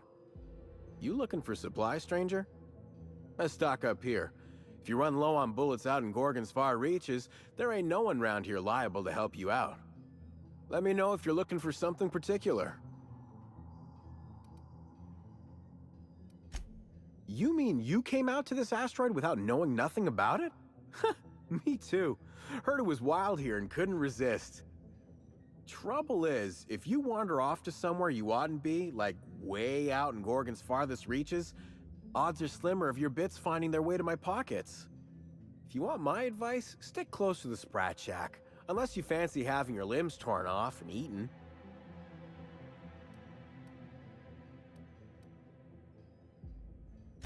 I figured not. Look, I ain't stopping you from wandering elsewhere.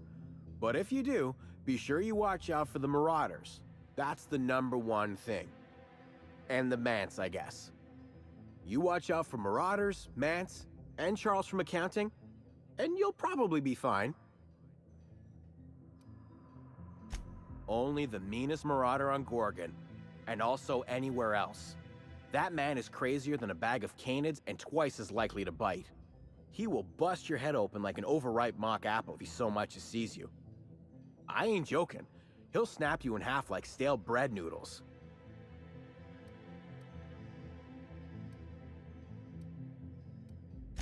No, you don't get it. Charles from accounting is like...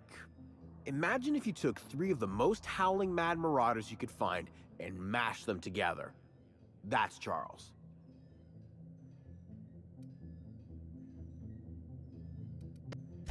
That ain't right.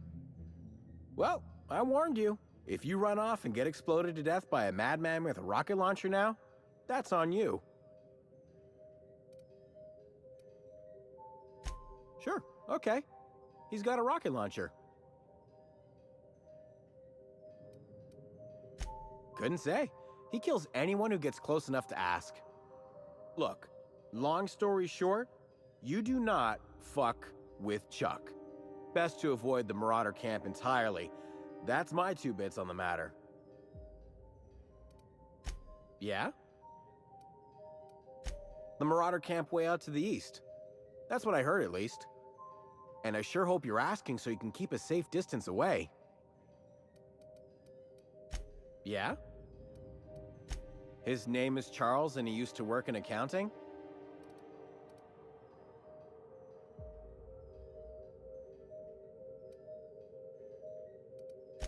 Anything else you needed? Huh? Oh, you don't gotta worry about that. Something to do with that scrap Project Gorgon from years back. Thanks for turning it off, by the way. I'd have lost my mind if the damn thing had gone on much longer.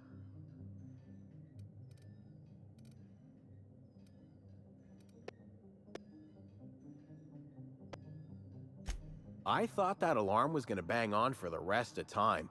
The control terminal wouldn't listen to physical persuasion. I know, because even Von Hoffman couldn't bash it in. And I seen that tough son of a gun throw a man clean across the Sprat Shack one time like he were a toss ball. Only that Spacer's Choice shut it down in a big hurry. From what I heard, some of their folks got left behind even. Don't seem like the project ended well. Found a pickaxe in the mine like none I've ever seen before. Could be awful useful if you're the violent type.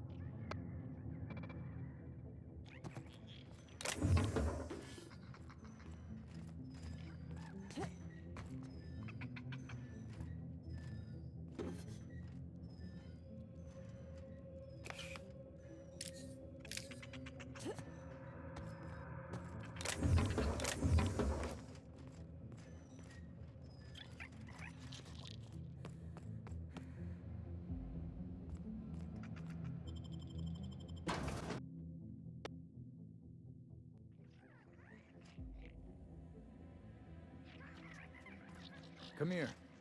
Let's have a chat.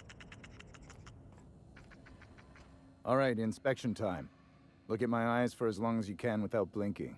Starting now. Good. Look up. Now look down.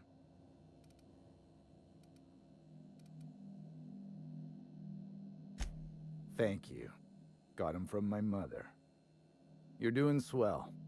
Now, name and occupation. Good enough for me. You're cleared to pass. That was a sanity check.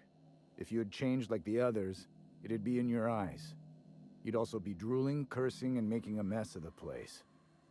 Welcome to the Sprat Shack. You can head on downstairs. Every day, salvagers and scrappers set out to comb the ruins and make their fortune. The ones who come back, they aren't always the same men or women who left. They change. Never for the better. First, they get real twitchy and paranoid, shouting at folks who aren't there. Then they smell like they soiled themselves, on account of how they soiled themselves. After that, they're gone. Nothing but animals wearing human skin. Seen it happen myself. It's never pretty. This is the Sprat Shack, the most remote watering hole in the system. Rule number 1, no fighting. Rule number 2, wipe your feet on the way downstairs. We're the only hospitable place on this rock. I want to keep it that way. That's why we have rule number 3. When people change, they stay outside, where they belong. Just don't ask me to dance. Bouncer, bodyguard, law enforcer. I make sure the Sprat Shack gets only the highest caliber of clientele. That's us. And I thought this place was gonna be fun. We get a lot of brand-loyal corporate types, and a lot of cutthroat freelancer types. Both sides have their share of dirty scoundrels. And I hate dirt. This is a sublight bar, so most of our regulars come to plunder the old labs. The facility's locked up behind miles of red tape, so progress is slow. A lot of time to drink and reevaluate, then venture out and try again. Something bad happened here. Spacer's Choice was developing chemicals. The kind with nasty side effects. Marauders outnumber the rest of us 10 to 1. Either they came from Gorgon, or something draws them here. I don't know which is worse. This place is under a dark cloud, stranger. That's all I know. If you want the history of the Sprat Shack, talk to Lex behind the bar. Stay cool. What's on your mind? If you're heading downstairs, order something sweet.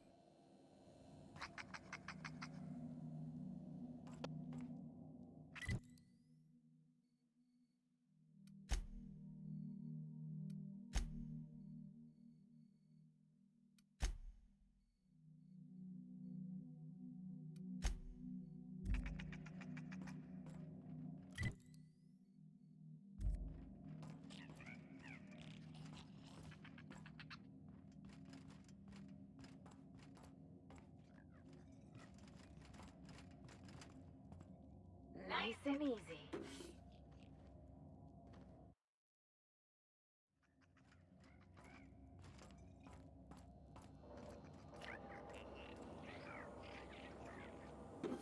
Nice and easy.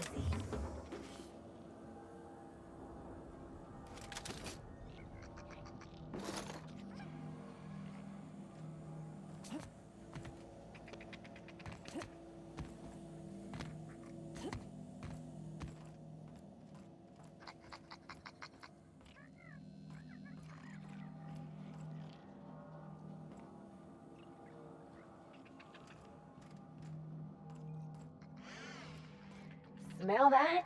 Cheap whiskey and stale cigarettes. My kind of place. Oh, ugh. This place smells like Felix's burp.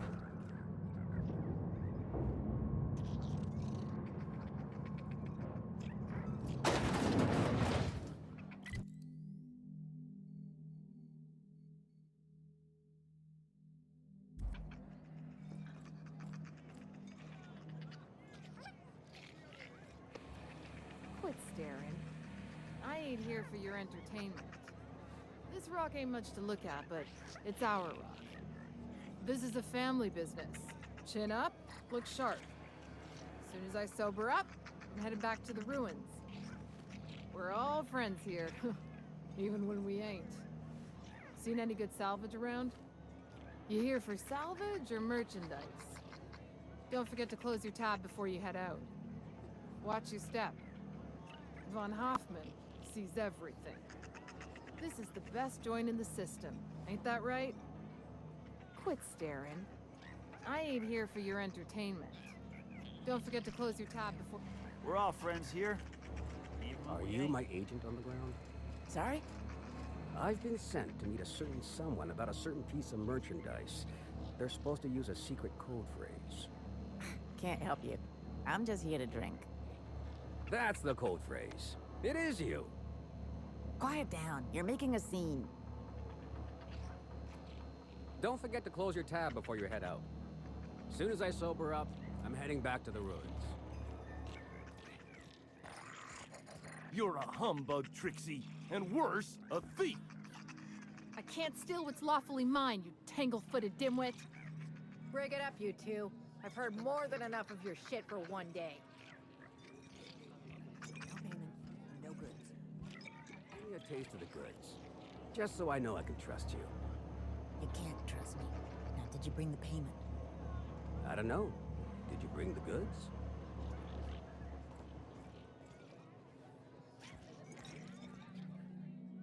That was my salvage, Trixie. You had no right to it then, and you've no right to it now.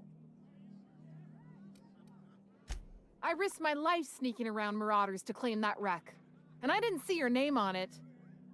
Now you've done it. Eat fist! All right, that's enough! This is a family establishment! You want to make a mess? You make it outside! But this was personal, Lex. It's a question of salvage. That wreck was gonna make me a fortune.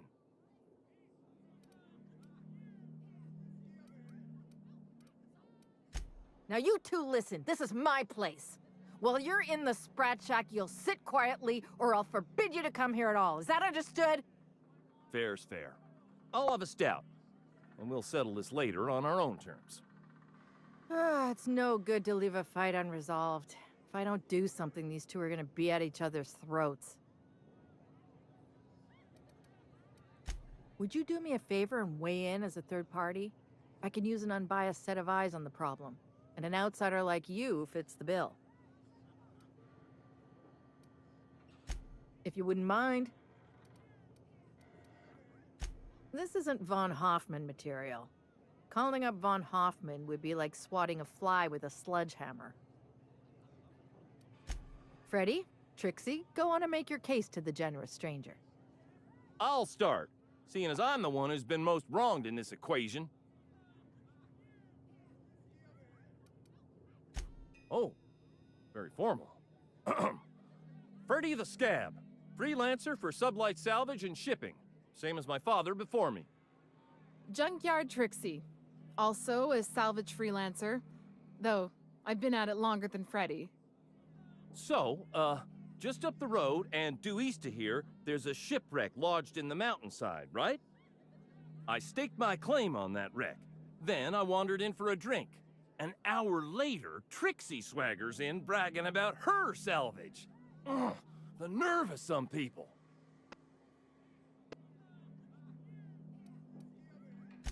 I climbed on top of it and called out in my loudest voice, "Finders keepers!"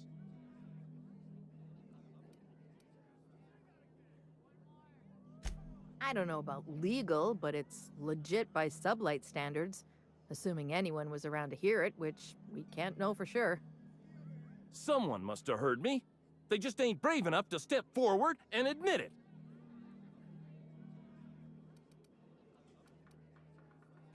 What if I were to sweeten the deal? Say the salvage is mine, and I'll give you a share of the finder's fee. Bullshit. That ain't fair.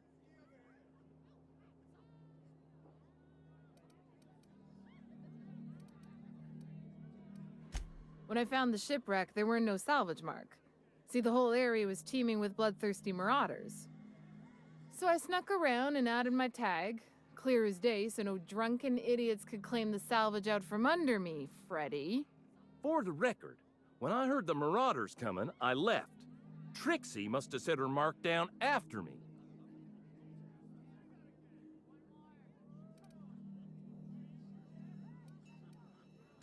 Quit leading the prosecution, Hullhead. Anyway, that's my story, ma'am. I drew an X in the dirt, with my toe.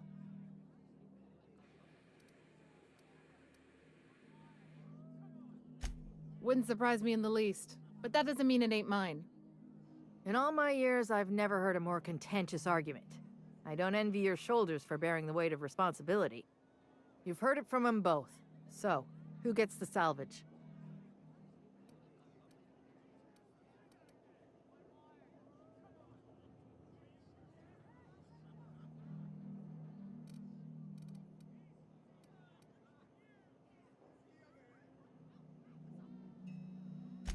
That ain't no kind of fair.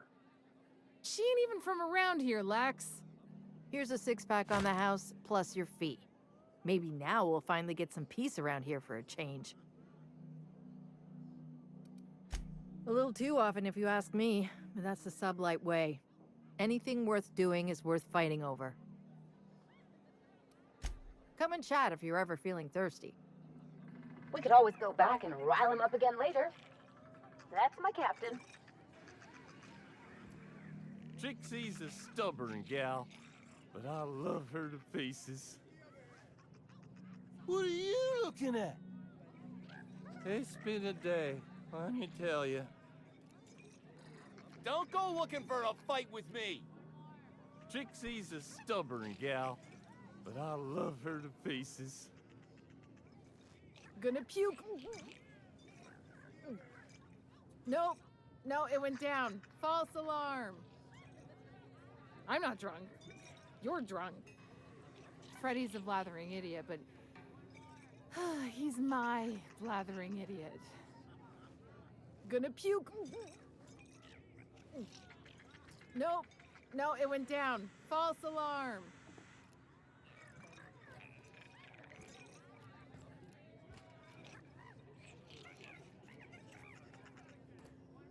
Don't forget to close your tab before you head out. This is a family business. Chin up. You here for salvage or merchandise? Quit staring. Sorry about Freddy and Trixie. When they're not fighting over salvage, they're fighting over the bed sheets at night.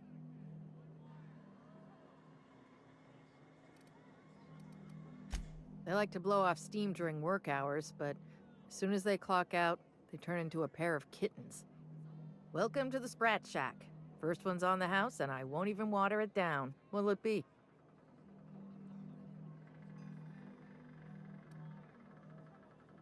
Bottoms up.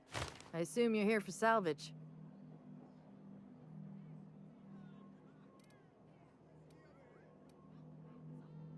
Even if I did, I ain't supposed to play favorites. Most of my regulars are sublight scavengers. They pick over the ruins of Gorgon, spend their earnings at the bar, and head back out the next day. Vicious cycle, but that's life. You're the first new face I've seen in a while.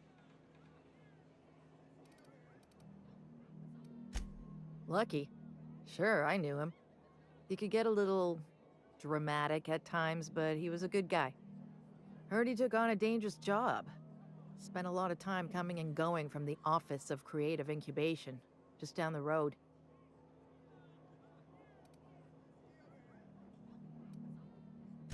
The way he talked about the job, you just knew Lucky had hit pay dirt. Not that I was jealous. Around here, that sort of luck can be hazardous to your health. Awful shame about what happened to him.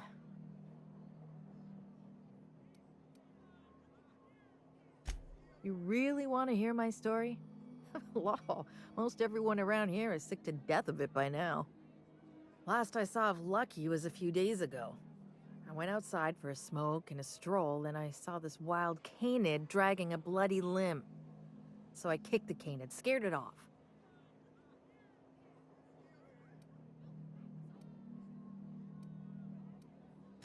I'm an animal lover myself, but canids have temperament issues you just can't breed out. Get this, the canid was chewing on an honest-to-law human arm. Lucky's arm. I'm a bartender. Attention to detail is my middle name. Anyway, the arm was clutching a phonograph that mentioned someone named Alex Hawthorne. I did some poking around, and this Hawthorne has a reputation among the salvagers who frequent the bar. So I packaged up the arm nice and tidy and sent it care of the Halcyon Parcel Service. They even gave me a discount on the hazardous waste removal stamp.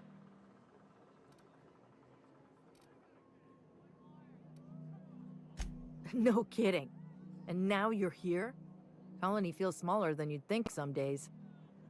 I'm glad I was here to see this confluence of events, you know?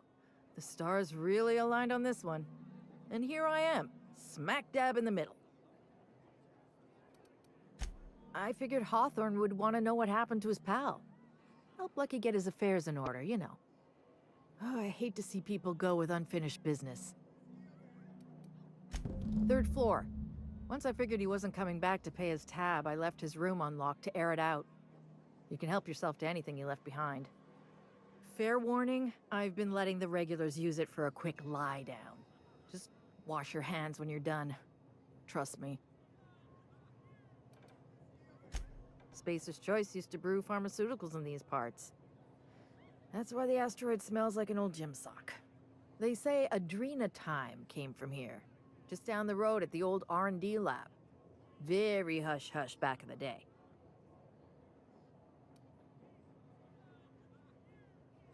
Roscoe might tell you more. He spent some time around here before the bar opened up, and I trust him well enough. There's always Leonora, my favorite customer over in the storage room on the 2nd floor. Keeps to herself and always closes out her tab. He's been here since opening day. I think he told me he was some kind of journalist. He got left behind when Spacer's Choice pulled out. And I guess no one's coming to get him. Roscoe's drinks are on the house. We all know how it feels to get left behind. He'll be all right. He's with the family now, and we take care of our own. He didn't tell me, and I didn't ask. I'm his bartender, not his human resources rep. If you believe the chatter, a lot of good folks got left behind, and a lot of bad folks made it out. Sometimes that's all there is to it. Nice lady. Been coming around a lot these past few months. She isn't with Sublight, but seems to know the lay of the land better than anyone. She spends most of her days drinking alone. I think she's looking to hire someone, if you're open to a side gig. Now that you mention it, I thought I saw those two sharing stories over a pint. Didn't think twice about it. I don't speak ill of the dead, but Leonora deserves better company. That Lucky was no good for her. What are friends for, eh? I doubt anyone knows the full story. One day the evacuation order went out. Grunts and lab coats scrambled to get anywhere but Gorgon. And the weirdest thing of all, adrenatime still hit the market. Me, I never touched the stuff. To each their own, but I think it's dangerous. Damn right we are. We've got drugs, scrap metal, prototype weapons, drugs, money, and more drugs. When Spacer's Choice evacuated, everyone dropped their gear and ran. Most of it stayed where it fell, and all of it is up for grabs. Of course, the real treasure is whatever's locked up in the old facility. Until someone figures a way to crack it open, we're just sifting through dirt. You got it, bub. Yes and no. The Sprat Shack used to be a shipping and receiving warehouse during the old Project Gorgon days. When Spacer's Choice pulled their guys off-world, Sublight moved in to salvage what we could, and they put me in charge. Yes and no.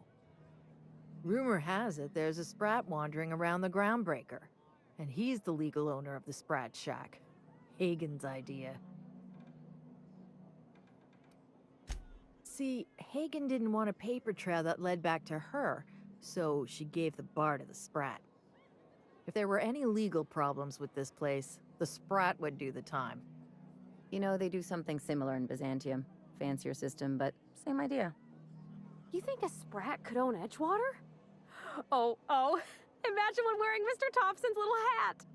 Anyway, that's what the paperwork says. I don't make the rules. Easy. His name's Matt. The beautiful thing is, no one could tell Matt Sprat apart from an ordinary vermin.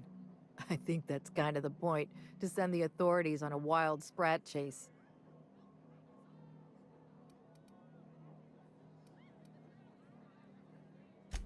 Never thought about that. Shit, someone could have eaten my boss. As far as business arrangements go, this one's a head-scratcher, but they say it's all above board, so that's what matters. Yes and no. We're doing a lot more than squatting. We're classing up the joint, keeping the riffraff outside where it belongs. They didn't even serve drinks until I arrived. Talk about wasted potential.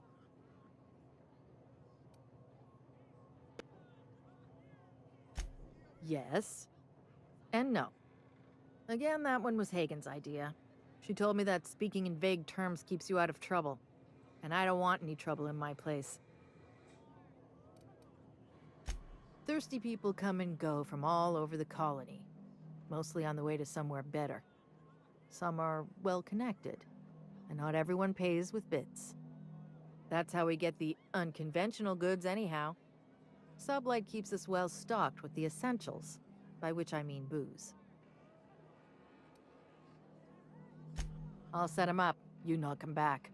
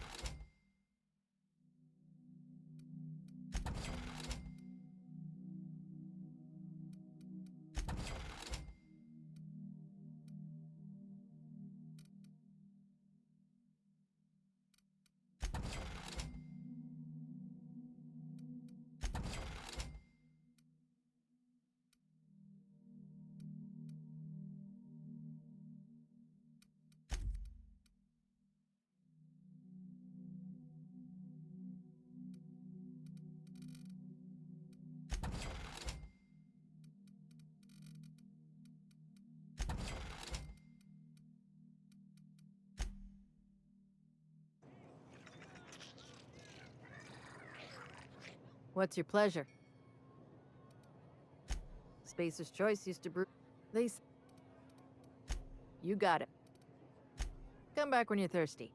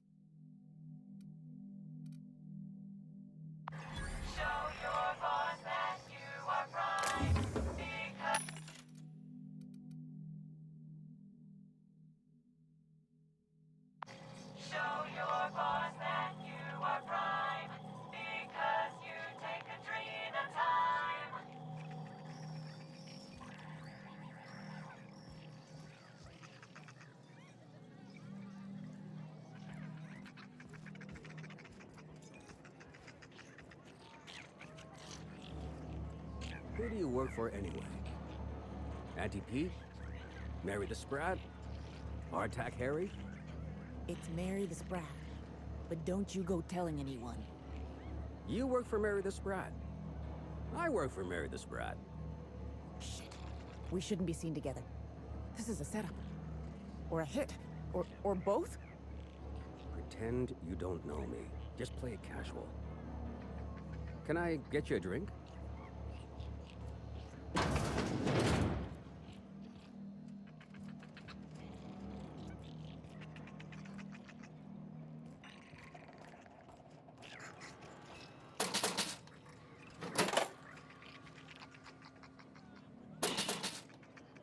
Hey, you!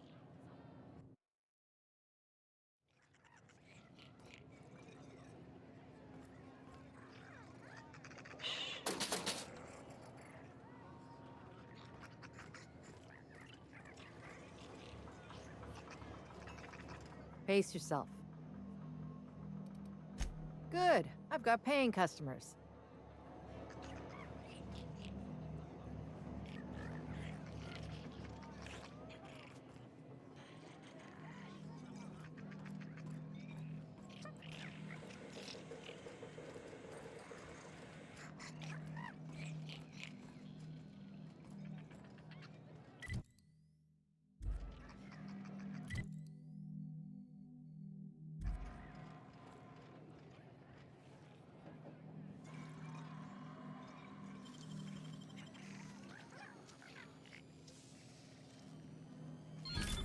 Nice going.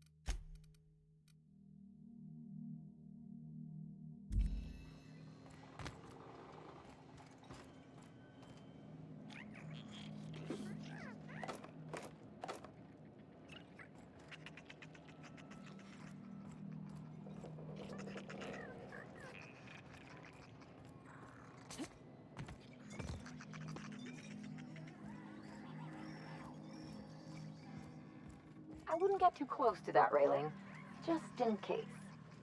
Quit staring. You think the folks here like strangers? Because some of them are looking at us like, maybe not.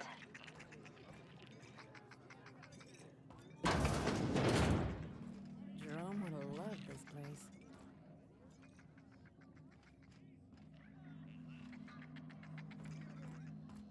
You don't look like one of the salvagers, no? Don't really seem like the type. You've got the look of someone who's traveled far to get here and whose journey is far from over.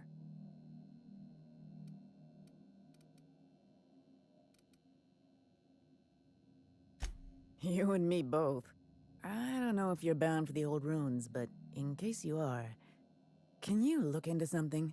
I'd do it myself, but of course, the Marauders would eat me alive. Not for long. Looking for something out there. Been paying Sublight to help me, but they haven't made much progress.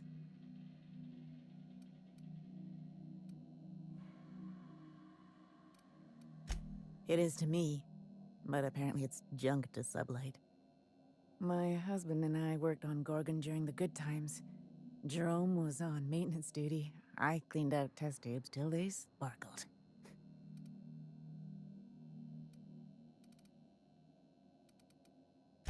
Nowhere good, that's for sure. In his final hours, Gorgon was a war zone. Violence broke out in the labs. The hills were full of marauders. You couldn't take a leisurely stroll without an armed escort. When the order came through to evacuate, non-essential personnel drew a lottery to see who would board the first wave of ships. Jerome won. I lost. As soon as I wasn't looking, Jerome switched our tickets and pushed me to the front of the line. I got to leave. Jerome stayed behind. I never saw him again.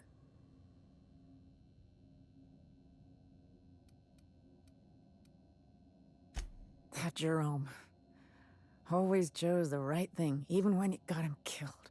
This place is greedy. It took my Jerome, and it would have taken me too. I just want one thing back. His old hip flask. I gave it to him the day we signed our marriage contract, and he carried it wherever he went. I know it's still here. No point in denying it, he died on this rock. Likely torn apart by marauders, unless he took care of himself on his own terms. I don't like to imagine what happened, but I know I have to accept it. You'd really do that for me? Law, and I'll bet you're worth 10 of those Sublight sprats. I don't have much, but if you help me, there's a little set aside for the occasion.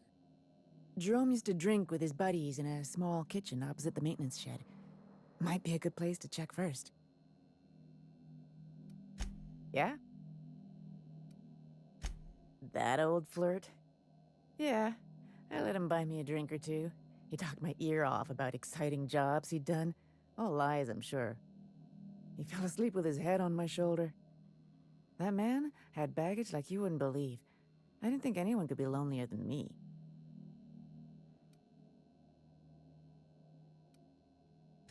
He put on quite a front, but I think he was weary. Like he'd seen too much and had too little to show for it. Guess we were kindred spirits in a way. He bragged about having the key to some sort of maintenance area in one of the old buildings. I never saw it, so I just assumed he was talking himself up. He also asked if I wanted to see something gross and slimy he kept in his room, but I declined, politely. Sure thing. My condolences if you two were close.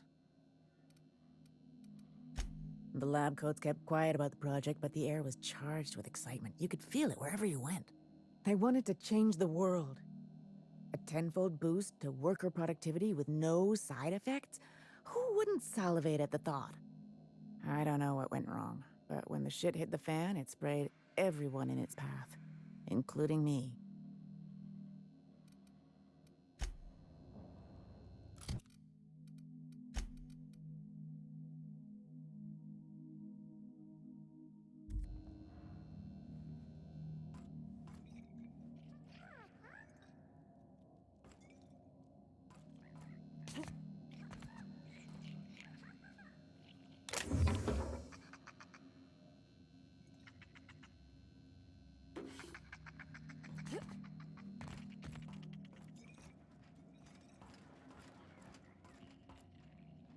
We're all friends here, even when we ain't.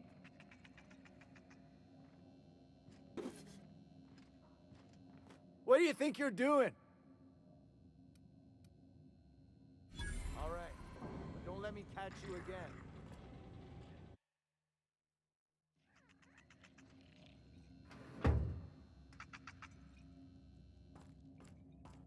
This is a family business. Chin up Look sharp.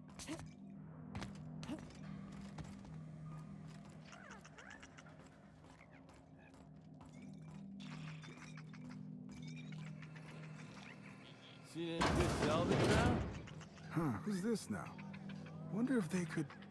Nah, who am I kidding?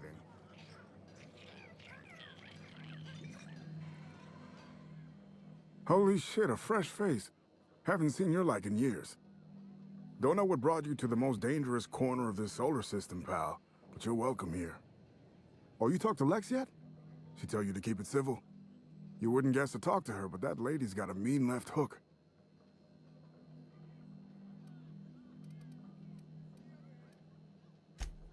Me? Nah. Never been a pugilistic kind of guy. Did most of my fighting with a pen back when I did it at all. Nowadays, I just drink. At least Lex has got the good manners to let me do it for free. Some kind. Yeah, that's a good way to put it. Got into reporting thinking I was gonna be some sort of public intellectual. What a joke. Spent 95% of my time playing stenographer to the board, and the rest writing puff pieces on the chairman's latest beard trim. Real life and death shit.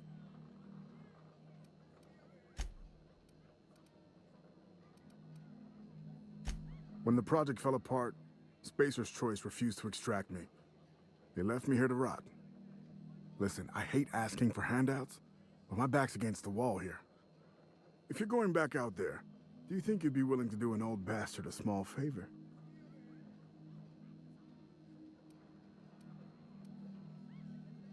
Does this involve going somewhere we don't belong? Those are my favorite jobs. Well, I've been trying to get away from this rock for 5 lobby-fucked years, but I can't stay gone.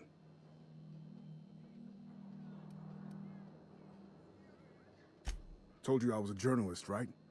I was here on a story back when Project Gorgon was active. I was doing an interview series for Spacer's Choice. Recorded them all on these little portable phonographs. But when everything fell to shit, Spacer's Choice wouldn't let me leave. Terms of my reporting contract unmet, they said.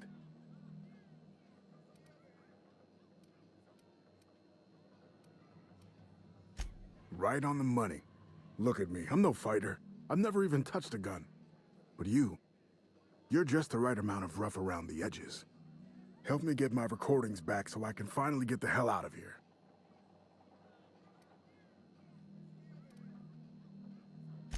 Someone had been trying to steal them since the day my assistant and I started interviewing. Couldn't even keep them in my safe. They always found a way in. So I took to hiding them all over the fucking asteroid. Thought I was so clever. What a fool I was.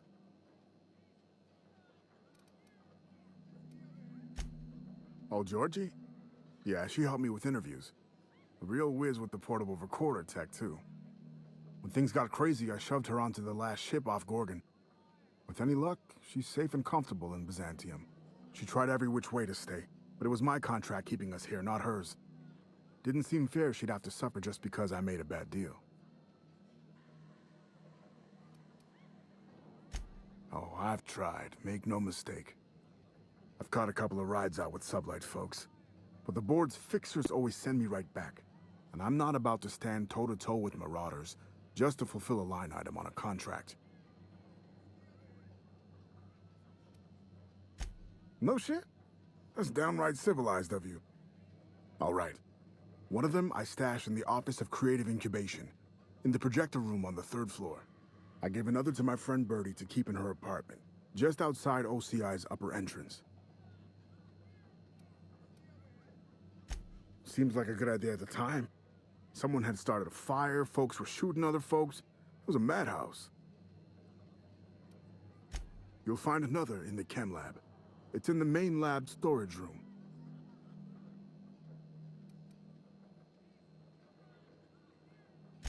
Didn't have much of a choice. The primals had gotten loose, couple of them were chasing me. The recordings just ended up wherever I hid. The final one is in Human Inquiry and Auditing. It's tucked behind a pipe in Observation Room B.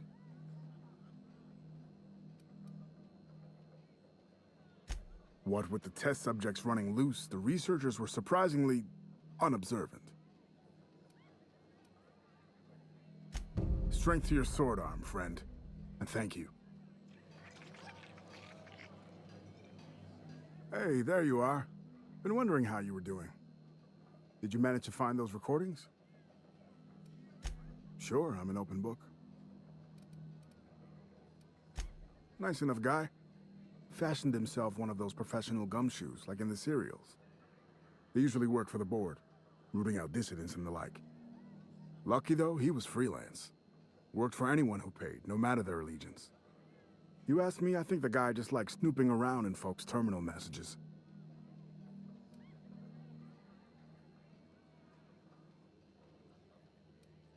Next to nothing. He preferred to keep a tight lid on things, more dramatic that way. Not that he needed to keep secrets.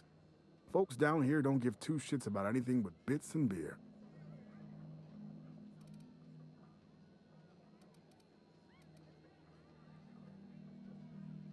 So sometimes Lucky'd get deep in his cups and start going on about the ghost of Gorgon. But I didn't think anything of it. Guy also liked to say he could pop the cyst off a cysty pig at 100 paces with his eyes closed. Frenetic, chaotic, vicious, take your pick. I wasn't here at the start, but going off what folks told me about the early days, Gorgon started out with promise. The board's best and brightest were excited to work here, said it was a good posting. The project director had a vision and big, bold ideas.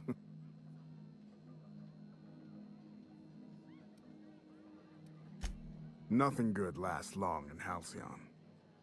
Thing is, the schedules coming out of the corporate office were unrealistic from the get-go, and they were trying to do the project on a shoestring budget. Couple that with the obvious personnel problems and toxic junk in the product, it was only a matter of time before it all went to hell. Sprat Shack legend has it they crawled out of the mines one day. Heard one fella suggest they might even be aliens. I think Halcyon wants us dead. Look at Monarch. The planet's pure poison. Folks can't eat the food that grows on Terra 2 without getting sick. Who's to say it's not something in the dirt or the water? I don't have proof, mind. It's just a hunch. Shit, any number of things. Fire, primals, sabotage. It didn't happen all at once, but it happened fast enough folks couldn't respond in time. Now, if you're asking how it all kicked off, might have been spies that did it. Corporate espionage, you know. Anti-Cleos. I never did figure it out. Not about to try now. Adrenatime, I'm sure you know it. Was a drug, something to make folks work harder, work smarter. Had a lot of nasty side effects. Didn't seem so bad to me at the time, but then I hadn't met the test subjects yet. The whole thing was real hush-hush. A lot of worry about corporate spies, especially from Anti-Cleos. I probably shouldn't even be mentioning it to you, to be honest. Spacer's Choice, they're really not fond of spies. Fair point. Not even spies like spies. Not much, except that there was a whole gaggle of them, and so far as I could tell, they absolutely hated each other.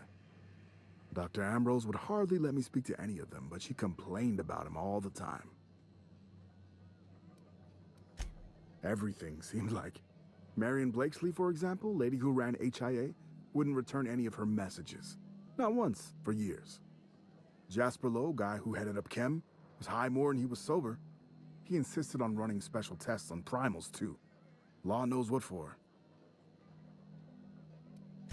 Dr. Ambrose really had it out for this guy Lawrence Goodfellow. Ran OCI. Would lose his shit if he saw red on a schedule. By the end, I heard folks were turning in completely bunk progress reports just to keep him out of their hair. Had this little minion, too. An actuary named Clarence Mosley. Obsessed with quantifying every detail of his sad little life. Mosley was the guy who got me mixed up in all this. Asshole. I hope a primal ate him.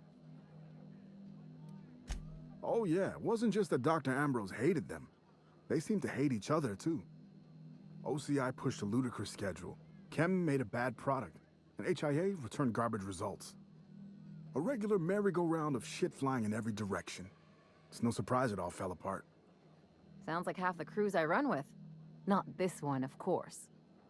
Mister, I'm not about to tell you how to do your job, but I ain't think that metaphor's fit to print. Editor always did say my prose was a bit purple. Or brown, in this case. Not a problem. Anything else? Of course, I won't be going anywhere, so, you know, take your time.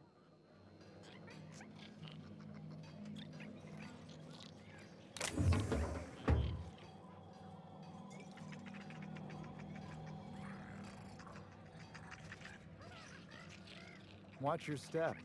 Von Hoffman sees everything. What's the story with this place anyhow? Used to be a shipping warehouse. Supplies came in, deadly chemicals went out. Who told you that? I worked here back in the day. You're pulling my leg. No, it's true. This rock ain't much. Don't forget to close your tab before you head out.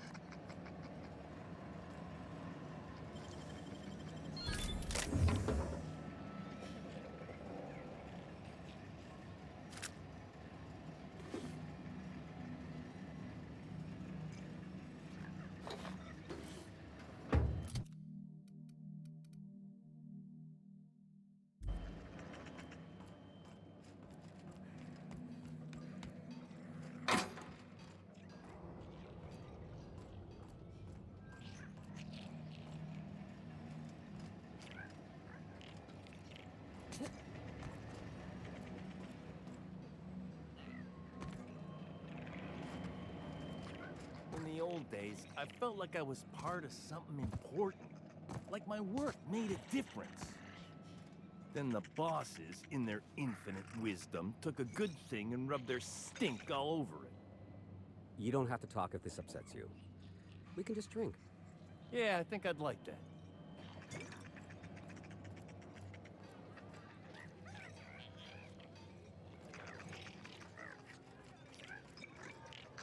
As soon as I sober up, I'm heading back to the ruins.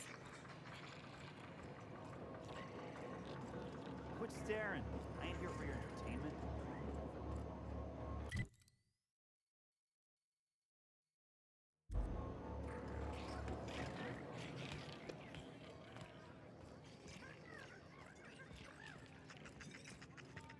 What have you got there? Adrenatime, I think. Found some in an old busted crate. You're just gonna take some drug you found in the garbage? It's not some drug. It's adrenatime. I don't see a label. If it wasn't safe, it wouldn't be in a syringe. I can't argue with that. Get that thing out of my face!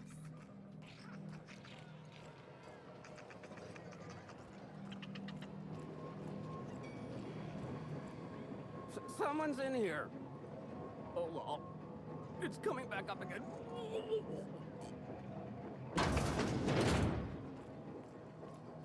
I'm all right. That last one really emptied my guts. No, wait. Here comes more. I just need a minute for my stomach to settle.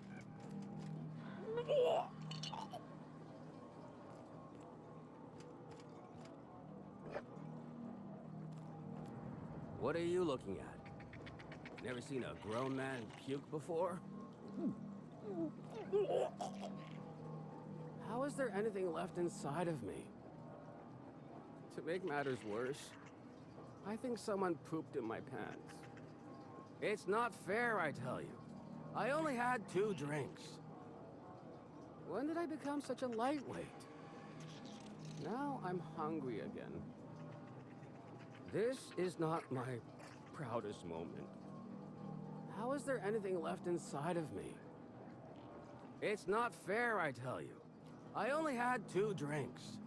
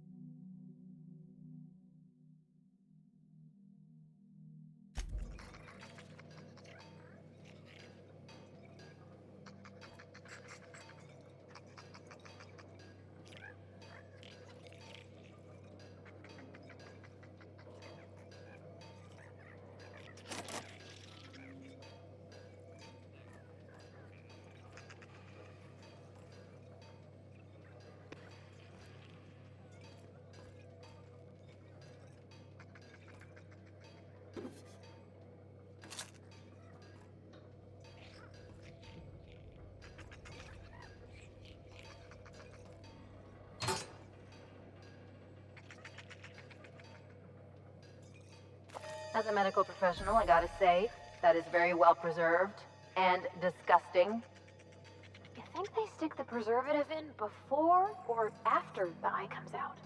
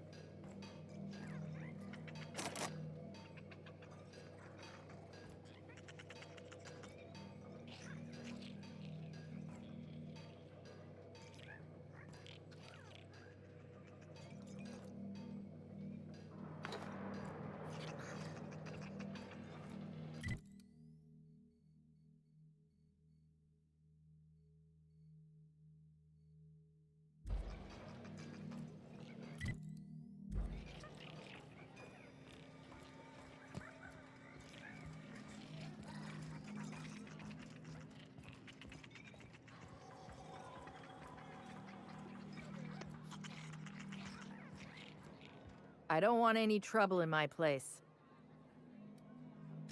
As a matter of fact, he did. Collateral for the bar tab he was racking up. So, I guess it's mine now.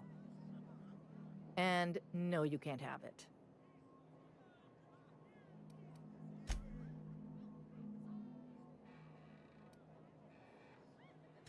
Just to show there's no hard feelings, how about a drink?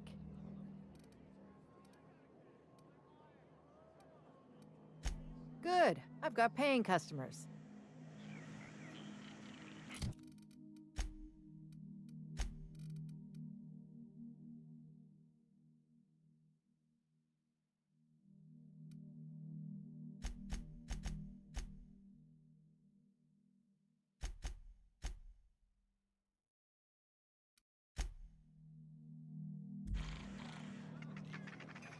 What's your pleasure? Boy, when you sink your teeth into something, you really don't let go, do you?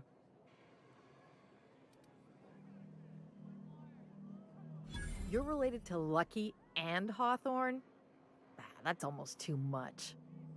Still, far be it from me to get between a man and his final wishes. Here. I don't know what it unlocks, but Lucky seemed to think it was important. I take him at his word. Be seeing you.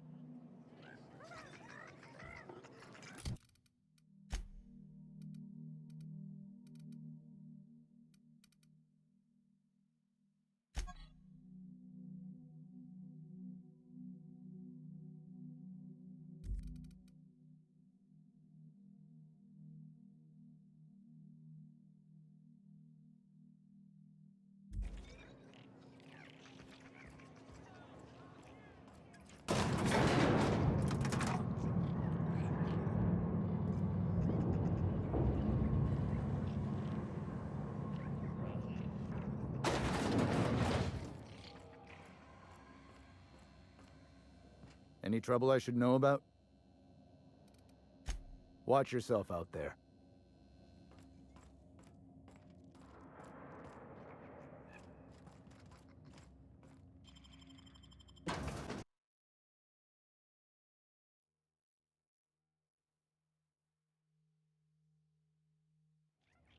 Don't you worry, Mr. Lucky Spirit. We're gonna finish your work and put you to rest, good and proper. I'm just hoping we don't need Lucky's arm to open something else.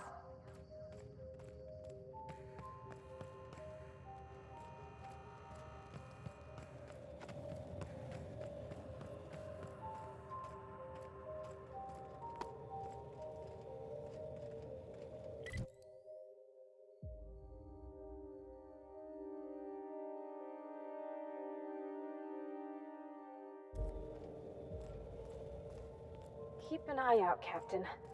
This place don't look entirely safe.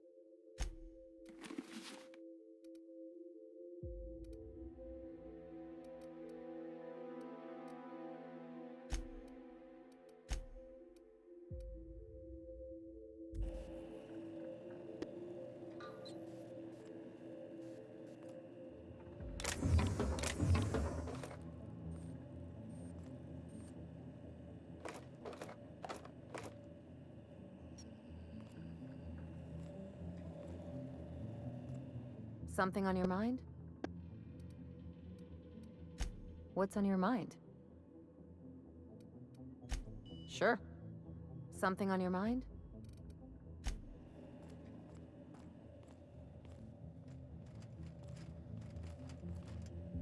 Something you need? You want to ask about it? It sure is lonely out here.